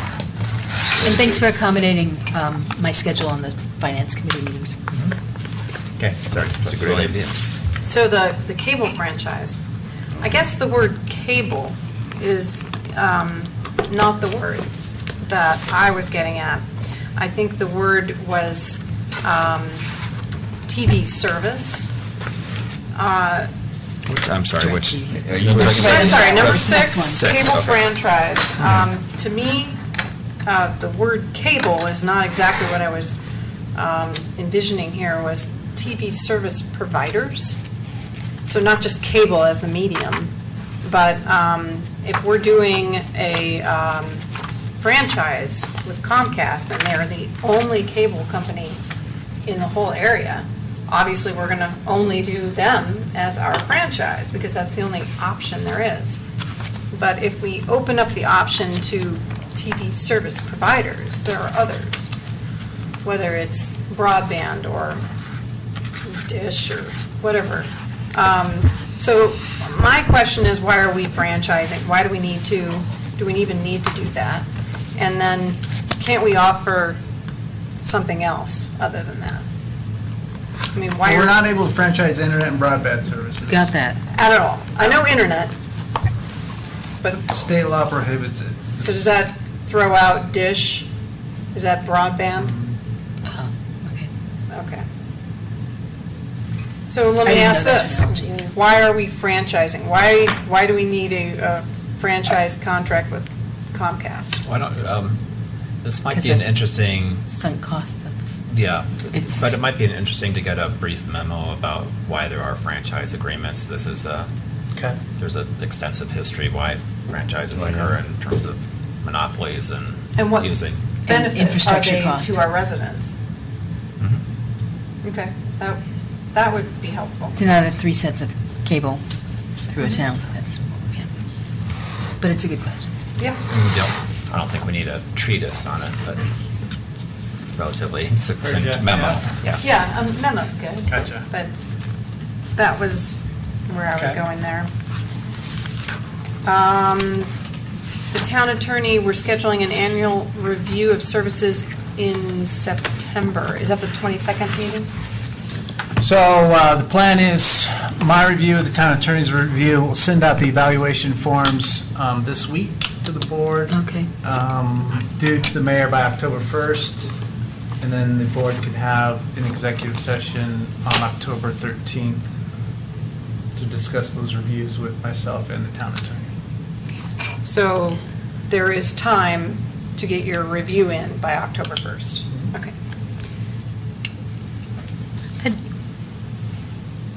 Do we have stats about participation in different rec activities? Was that in one of the questions? I didn't see it. I read it, and I don't remember. I think it was in a I believe it. memo. Just keep going down that sheet. It's number 9. Thank you, pardon me. There's, Right. I think Mr. Hammer and his Thank you. staff. I didn't remember where I saw it, but I Pretty remember reading it. detailed stats there. Apologies. Great. Could I ask a quick question on number 5? And thanks for answering the call and ride Traffic question. citations, Matt? Yeah. So that was a little surprising, because I was under the impression that most of the traffic citations were happening on Colton Road. I think that's where Trustee Pennington was going too.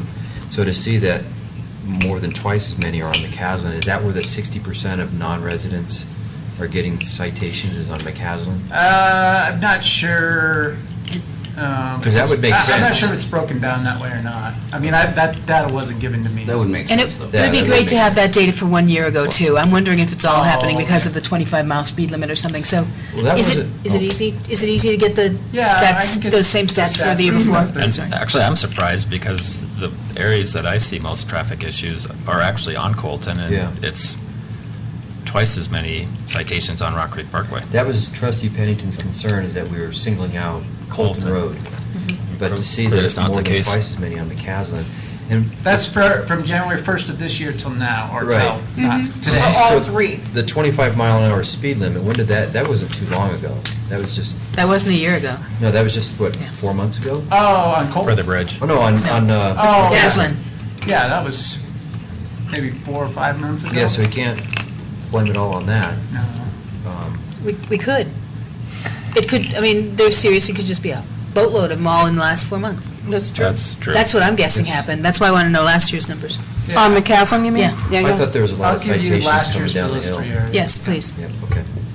Just along those lines, so I appreciate breaking it down, the recreation activities. It probably would be something that would be good to monitor year over year moving forward. I don't think we need to go into the history. I think we've actually done this in the past, but following those metrics would be great. And I think Mr. Hammer has Yeah, I that think- information. I think This that's was just a true. snapshot for 2013. Thank you. Yeah, so. Okay, any other questions from the board? I just wanted to make one note that the outdoor education programs, I'm shocked and pleasantly surprised at how much participation we have in those. Oh, I think they're totally awesome. No, I love it. incredible, actually. And we should do bird watching. That's just the tip of the iceberg. Yes. We've just started on that. So that position that we're looking at could really help this explode. It'd be great. All right. Anything else from staff or the board? I'm getting ready to gavel. No. I'm just letting you know. Put it away. The independent third-party engineer was one other concern. So I just wanted to make sure that the goal is a true arm's length away from the developer and an advocate for our town. So how do we accomplish that? How do we? I think Especially Paul and I who's have had paying. discussions about this, and I think if that's, I think the only way to achieve that is for us to go out and hire and pay for another company. And being reimbursed by the developer. No. This would be. Because that's not the agreement with the Town developer. Well, if that is a cost of protecting the town and being an advocate for the town, I think it's worth it, because otherwise, the developer has basically hired his own third-party engineer. And how is that a third-party engineer? Do you know what I mean? Can we get a cost estimate for that? Because it's been a really big concern to me, too. Yeah. Thank you. We'll follow up on that for a town-hired review as well. Thank you. Okay. Now, I have the gavel. Yes, you do. Anything else? No, wait a minute. Anything else from town staff? Seeing none, meeting adjourned. 3 more.